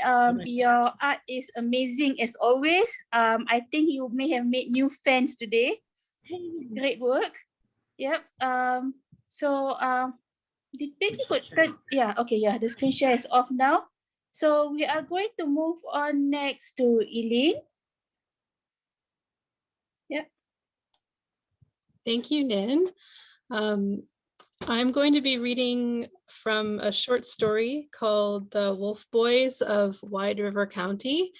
And I'm really pleased to be reading this for you, especially after what has come before me, and also the presentation that I shared yesterday about the Rougarou, which is a werewolf type creature. So the context of this story is less fairy tale fantasy and more science fiction. So the wolf boys are genetically modified humans. And I'll just drop a link into the chat in case anybody wants to follow along. Okay, here we go. The Wolf Boys of Wide River County. New year, new rations, same drought. The Wide River still a dust bowl between the public house and the homes to the south, the farms beyond. Despite the heat, people trickled in to pick up their water. Even the outsiders, the temp workers here for the new development, they needed to drink too, I supposed. The mayor lined up with everyone else during the after-dinner rush, looking less polished than usual. The broad green sheaths of her hair were flat, her skin shining with sweat. She leaned toward me and whispered as I lifted her water ration to the bar top. Her voice, like wind through the leaves, sent shivers to the ends of me. She never talked like that, not when she was campaigning anyway. She said, "The Wolf Boys are coming, Raoula. I have it on good authority." "You want me to change the locks and send him away?" We both laughed. But there was something dark as dirt behind her eyes, even as her men collected the water and ushered her away. The Wolf Boy must have killed his bike's engine and coasted into town. A wolf boy never padded into town like an animal with a secret. With wolf boys, it was all whooping and howling, screaming and snarling, except for Rush when he came for me. It was past 3 a.m. when he jimmied the lock, having refused my offer of a key as something too forward, too conventional, too permanent. He'd had a lot to say then, after our first night together, about the optics of a wolf boy having a key to an apartment belonging to the Dyke Fox at the public house. He'd insisted on this charade, and I'd let him keep it. There was so little comfort in the world for tender souls. But now I was dressed and sitting with my gun in my lap. As he crested the top step, I was primed and pointed. A girl couldn't be too careful. When I confirmed it was Rush, though, I tucked the gun into my bedside drawer and retrieved what I knew he was here for. The leather straps were soft and cool on my fingertips, the bare skin of my thighs. He shook his head even as he pulled off his shirt, revealing raised hackles all the way from nape to ass crack. Raula, I have to tell you something. Rush's body was a reed primed to the currents of feeling. Even the thick fur that covered his shoulders, the backs of his arms rippled and flicked in response to the smallest stimuli. I couldn't help but blow a hot breath over his back and watch the dance of Rush's anxiety in the gradient waves of his hair. After, I growled, and he did tell me after, when he was pooled and panting in my lap and my hips were still aching with the effort. It's the mayor, Rush said. She called us down. She has a job for us. It's messy. You're not going to like it. After Rush left, I hauled all the whiskey I had up to the bar. The wolf boys could be particular, but not that particular. 1 case of Maker's Mark and 2 of Jack. If the wolf boys were here for a job, we were going to need it. Rush was at the bar, weight on his elbows as he perched at the edge of his seat like he was nursing hurt.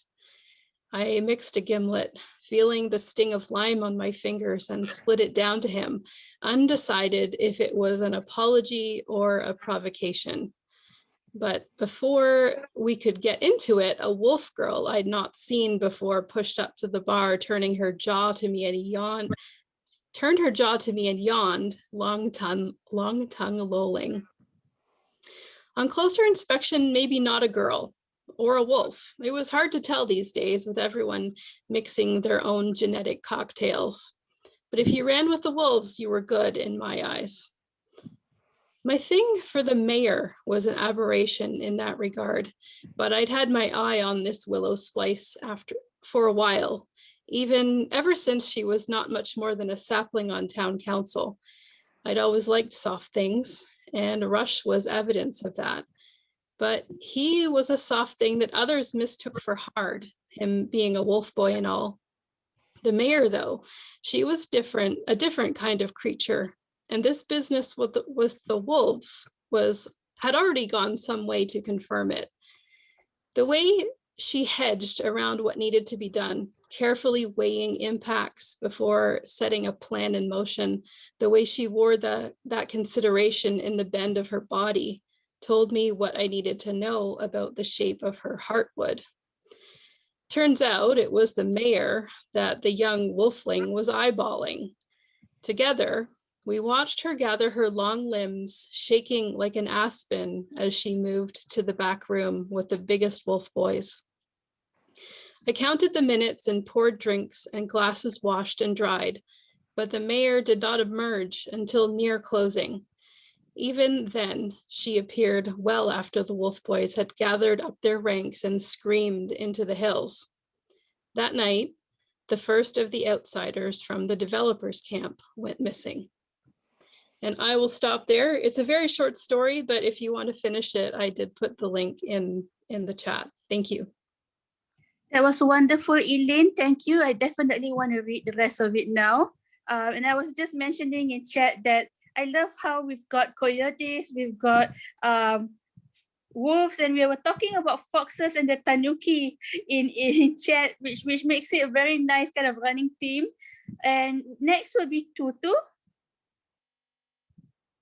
who is going to be reading from the Blood Prince of Lankasuka, right? You're muted, Tutu. Yeah, let me try to unmute you for you. Okay, Oh, wait. I've Oh, there done you it. are. Yeah. There you Okay, are. thank you, Nin. Yes, I'm going to read from this book, The Blood Prince of Lankasuka, it's been released on Amazon in February of this year during the pandemic, unfortunately. So I never had a book launch, but I'm going to start from the first chapter. I think I mentioned earlier that it's based on an old legend, old Malay legend about a king who was supposed to be a vampire, and it's been reframed. So he's been reframed as actually still a teenager in this book, because I write for young adults. So starting. So Raja Parita held up his hand and said imperiously, "Enough, just put it away and leave us. I can dress myself." In fact, he was already dressed in sleeveless tunic and loose black silk trousers. On top of the trousers, a brocaded green silk scarf was elegantly draped around his waist and held in place by a silver belt. The two ends of the cloth fell in front in carefully folded pleats. The prince threw on his outer garment, a jacket of matching green silk, and strode out of the palace. The magnificent wooden palace rested at the very top of Kota Ao, that's the name of the city, and was nestled in the midst of a large garden of rare flowering plants, orchids and ferns, and tall trees. A stream bearing crystal clear water flowed downhill at one end of the garden into a rock pool. So the cool evening air refreshed him, and Raja Parita walked down the tree-lined path in the garden in a much better mood. The garden path led to the rear gate of the palace.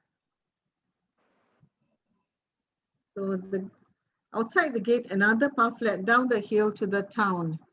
And towards the west, where the port was, were warehouses, a metal smithing foundry, and a few brick firing kilns. Although the story is based on the 12th century, according to archaeological evidence, they actually had brick firing kilns and metal smithing during that time. So tall shady trees grew everywhere, even around the foundry and kilns, and gave Kota Ao the look of a massive landscape garden. On the eastern side of the hill were tradesmen and their shops, elegant tea houses, and spacious temples and courtyards. Further inland were the villages and extensive rice fields laid out with checkerboard precision. Furthest of all were the dark primal forests with green tendrils snaking their way into human settlements. The town was called Kota Ao, or Bamboo City, because the site used to be covered with bamboo forests. Our being the name of a giant species of bamboo which grow to massive heights with stems the size of a man's thigh. The giant bamboo forest had been felled a long time ago, but vestiges of it still remain in the untouched forest which surrounded the kingdom. Although it was after nightfall, a full blood moon illuminated the terrain with startling clarity. 3 young men were waiting for Raja Parita at the palace gates. Their elegant dress and casually confident bearing signaled them out as noblemen of the kingdom of Lankasuka. Chula, Satra, and Yala were young noblemen who had a penchant for nightlife. They were also his closest friends. The prince told the guards to wait for him at the gate. He didn't want them to follow him. The 4 friends divided their time between hunting in the forest and frequenting tea houses owned by rich merchants from across the sea. The prince and his friends were popular in the tea houses and always welcome. They were young and carefree, with dark, shiny eyes and lean, strong limbs from hours spent outdoors. All 4 were admired for their physical prowess. They were proficient with weapons and accomplished hunters. But none was as skilled as Raja Parita. His prowess bordered on the preternatural. Many say it was a legacy from his mother, who was rumored to be a Rakshasa princess. Others say she was descended from the Orang Bunyan, the fair folk. The more prosaic even claimed that she was an Orang Ulu princess, a member of the hill tribe from Mount Jerai. But whatever her origins, no one disputed her extraordinary beauty. His father, Rajasri Indrawangsa, was descended from the most ancient ruling house in the land. While both parents were proud of their only son, they often wished that Raja Parita would mend his wild and reckless ways. The prince turned towards his companions and asked, "Who shall we honor with our present tonight?" His voice had a rich timbre which contrasted with his youthful looks. In fact, he was only 17 years old and the second youngest in the group. Chula replied, "The moon tonight is blood red in color, my lord. I would advise caution. We should stick to our favorite haunt, the Green Jade tea house close by." Yala burst out laughing, his eyes alight with amusement. He was a wild child of the group, outgoing and free-spirited. He said boisterously, "Chula is always advising caution, even when there is no moon at all. I say we go to the Whispering Bamboo Tea House at the edge of the town." "I've never heard of this tea house before. Is it new?" Satra asked, sounding intrigued. Yala always seemed to know what was going on in Kota Au and always came up with the wild ideas. He could be impatient and disdainful, but he was never boring. Yala said with good-humored contempt, "You're such a hermit, Satra. The Whispering Bamboo Tea House has been around for ages." He lowered his voice and whispered, "We should really pay it a visit, especially since rumor has it that the forest near the tea house is haunted by a Quah, which takes the form of a beautiful young woman." This time, Chula interjected with a sharp voice, "Yala, why would you suggest such a frightful idea on a night like this?" Before he could finish the sentence, a sudden gust of wind blew around them, rustling the leaves in the nearby trees and shaking loose white-scented flowers. The prince felt a stir in his heart and his pulse quickened. He suddenly decided to agree with Yala. "Life has been so stifling lately. I could do with a bit of adventure. Let's go to the Whispering Bamboo Tea House." While Chula looked exasperated, the other three bantered cheerfully along the road between rows of imposing wooden houses shuttered for the night. Yala guided them one narrow alley after another until they arrived at the tea house at the edge of the town. The houses here were smaller, and the tea house was the only one which was brightly lit with lamps. Led by the prince, they sauntered into the Whispering Bamboo Tea House with their heads held high. Should I continue? I think maybe one more minute. Okay. Raja Parita always managed to give the impression that he owned the place. However, they were surprised to find that they were the only customers. A tall man with a pale complexion, dressed in black silk robes, characteristic of the wealthy Tang traders, appeared from behind a screen and welcomed them with an obsequious bow. This is the Tang traders from the Tang dynasty. "Welcome to my humble tea house, young lords. Allow me to show you my best tea room." His voice had the sing-song lead of all Tang people seem to have. He led them to a private room which had a low wooden platform at one end. And waving his hand with a flourish, he bowed to them again. Although they had never met before, the man had no difficulty identifying Raja Parita as the leader of the group. He said in an ingratiating voice, "I trust you that you find this humble room acceptable, my lord. Please sit yourself. A serving woman will be here with refreshments soon." Okay, that's all. Thank you for listening. So this is the book. Thank you so much, Tutu. I think it's really fantastic that you have an entire novel written about Raja Bersiong. One of my supervisors is one of the MCs here, Nick. She's actually written a paper about Raja Bersiong, and I'm sure she's going to be fascinated by this book. I've placed the link in chat for all of you. I think we've had a fantastic reading so far. Okay, and we began this evening with Paul. I asked him the first question of the evening, and we are going to end with Paul, which I thought would be really a really nice, fitting way to end. We begin and end with Paul. Paul, isn't that so? That might make you feel a bit special. Will you tell us a bit about what you're reading from, and I'll place the link in chat for us. Okay. Well, actually, okay. So I'm going to quickly promote the book that I got that came out actually this month, April. The Silence That Binds. It's about a sisterhood of orphans that live in the woods on this secondary world where there's a curse that's going around changing everyone and everything. And their leader, Naomi, is missing. And so they have to go out and find her. And I'm going to post a link to it right here in the chat. Yeah. And actually had a book launch a couple of weeks ago, right? Online? Yes. Me and Fabio Fernandez, our books came out like within days of each other. So we thought, let's do an international joint book reading. And it was so much fun. And I think that Tanya Barron was our MC. So she kind of moderated it and did an amazing job. So that was a blast. So I went back and forth. I was originally going to read like the first scene from this book. And I'm still going back and forth.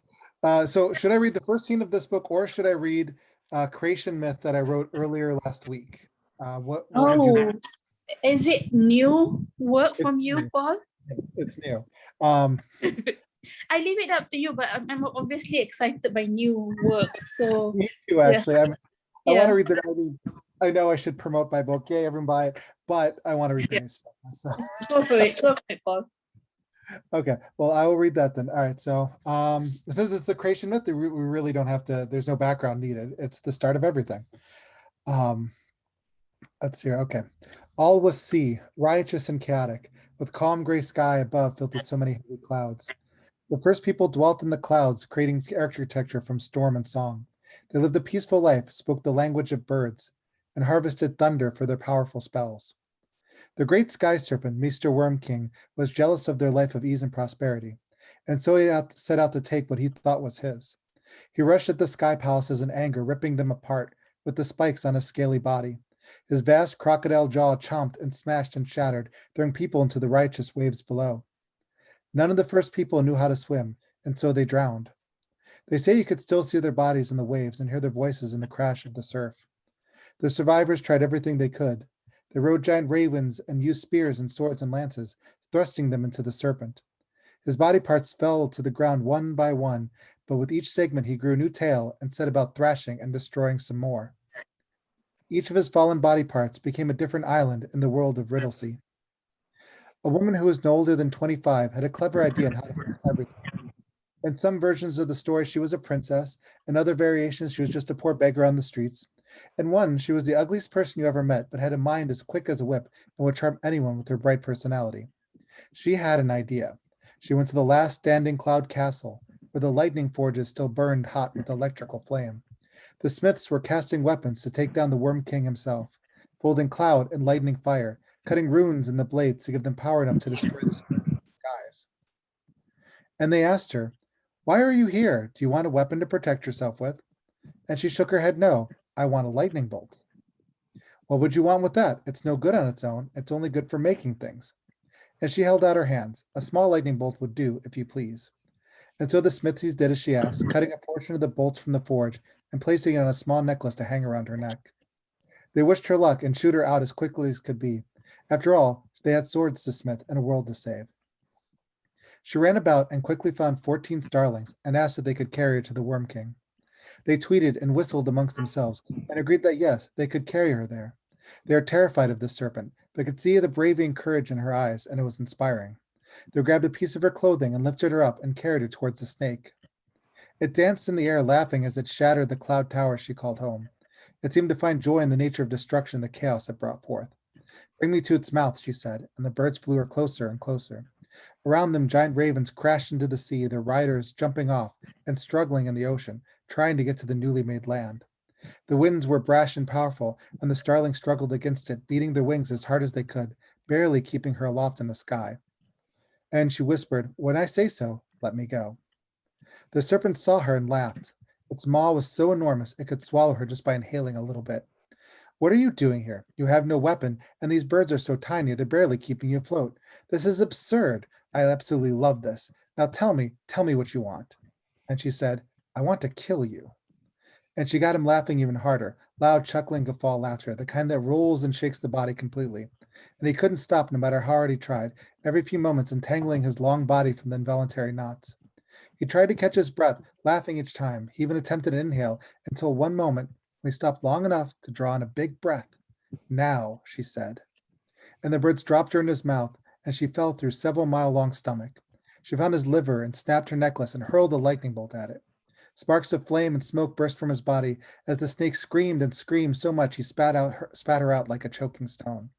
The birds caught her and held her aloft as the snake howled and died, his body splitting apart with the lightning strike, the writhing pieces of him falling to the sea below and becoming even more islands. And finally his head fell, splash, in the center heart of the world. This is where they built the great library of Riddlesea on the top of his skull. The birds gently carried her down, and she became the first troll of Riddlesea, as well as keeper of the library. They never recorded her name in any of the books about her. She wanted to remain nameless, for in that she found power. And that's that. Wow, that was amazing. Thank you. And I think we should all be really, really happy we're hearing something absolutely brand new. I think that's a really perfect way to end tonight. Thank you so much, everyone, for wonderful reading sessions, and thank you so much for agreeing to be here this weekend. I've really enjoyed the time. Yeah, thank you for inviting us in, and Yeah. I enjoyed it as well, and Yeah, learned quite a bit from some of the other speakers. That's fantastic, and I hope that the connections made tonight, you guys will get in touch with each other and new connections can be forged.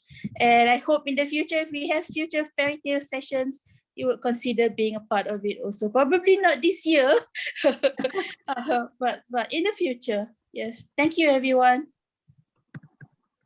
Bye. Bye. Bye. Okay, before the MCs take over, I just want to let you guys know that for those of you who want to present at an academic session, the Zawiya Yahya webinar series that was on last year, I've been asked to actually take over for this year. So the second thing I'm actually doing in November is another webinar, which is my critical theory webinar. I've been threatening people that I was going to do a critical theory symposium back in 2019. I'm actually running it this year. So if you're interested in critical theory, if you want to write an academic paper about folktales and fairy tales, please read the program booklet. Email me if you're interested. When I have a call for papers, I will let you know. Thank you, everyone. Thank you for a wonderful night. I want to say thank you for my team. I have several teams actually helping here. There's my research group team. There are my editors my co-editors from the two books who have actually agreed to present their papers. There are my wonderful students who actually have participated. All of the work behind the scenes is happening because of my wonderful students, our wonderful students, and my colleagues who have been so supportive, and they've been here. They've been amazing as moderators and doing behind the scenes moral support. So thank you, everyone. This weekend would not have been possible without all of your cooperation. So it's a group effort. Thank you, thank you, thank you. So over to the MC.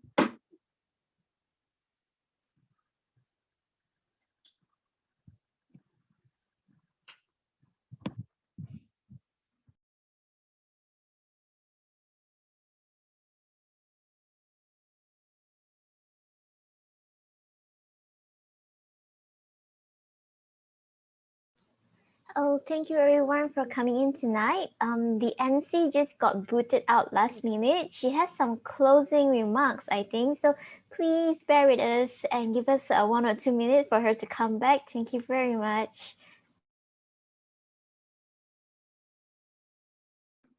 Oh, what happened to her?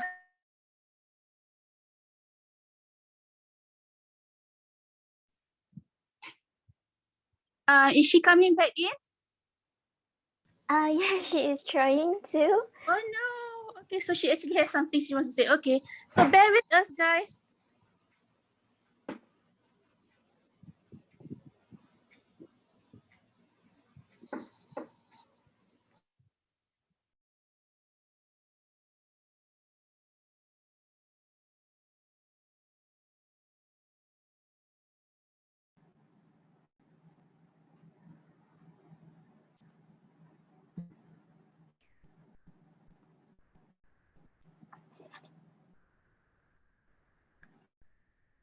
I think since Nick's having troubles with the internet and we did the text together, I think I'll just read the closing remarks.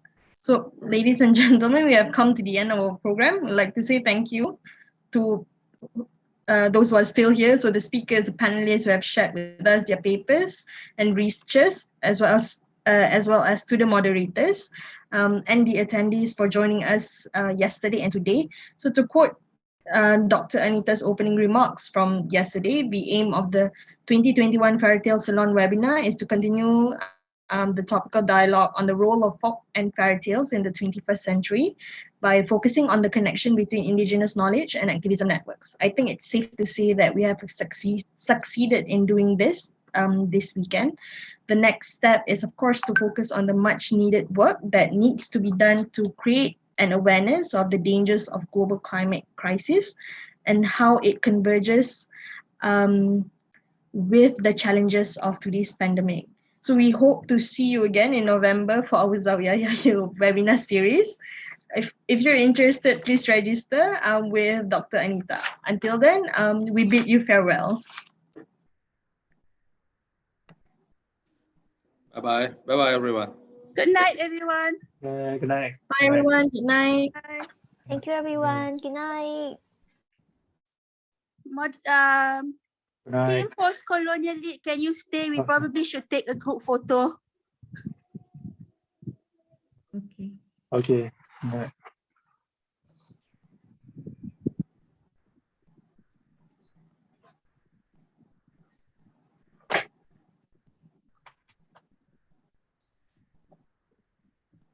Great job, guys.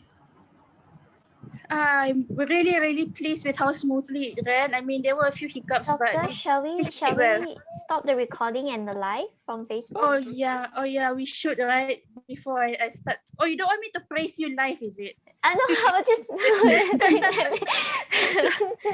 Okay, good night, Facebook. The rest is going to be off camera. Dr. Anita, sorry if you heard me well. Yes.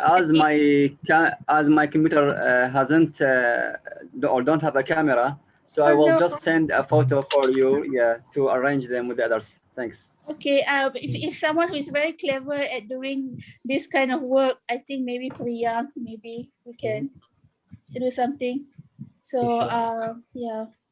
Okay, it will be sent by WhatsApp group, Victor. Yes. Who amongst the elite lecturers are here? Dr. Ravi is here. Has everyone else gone to bed? No, not yet. We are not breaking our fast yet. Oh no, I mean the lecturers. Who is here? Dr. Ravi is here. I think Dr. Rai was in just now. Dr. Rai tak ada ke? I think they left, Doctor. Yeah, I think she left.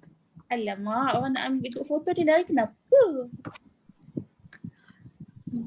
No, Dr. Ravi is here.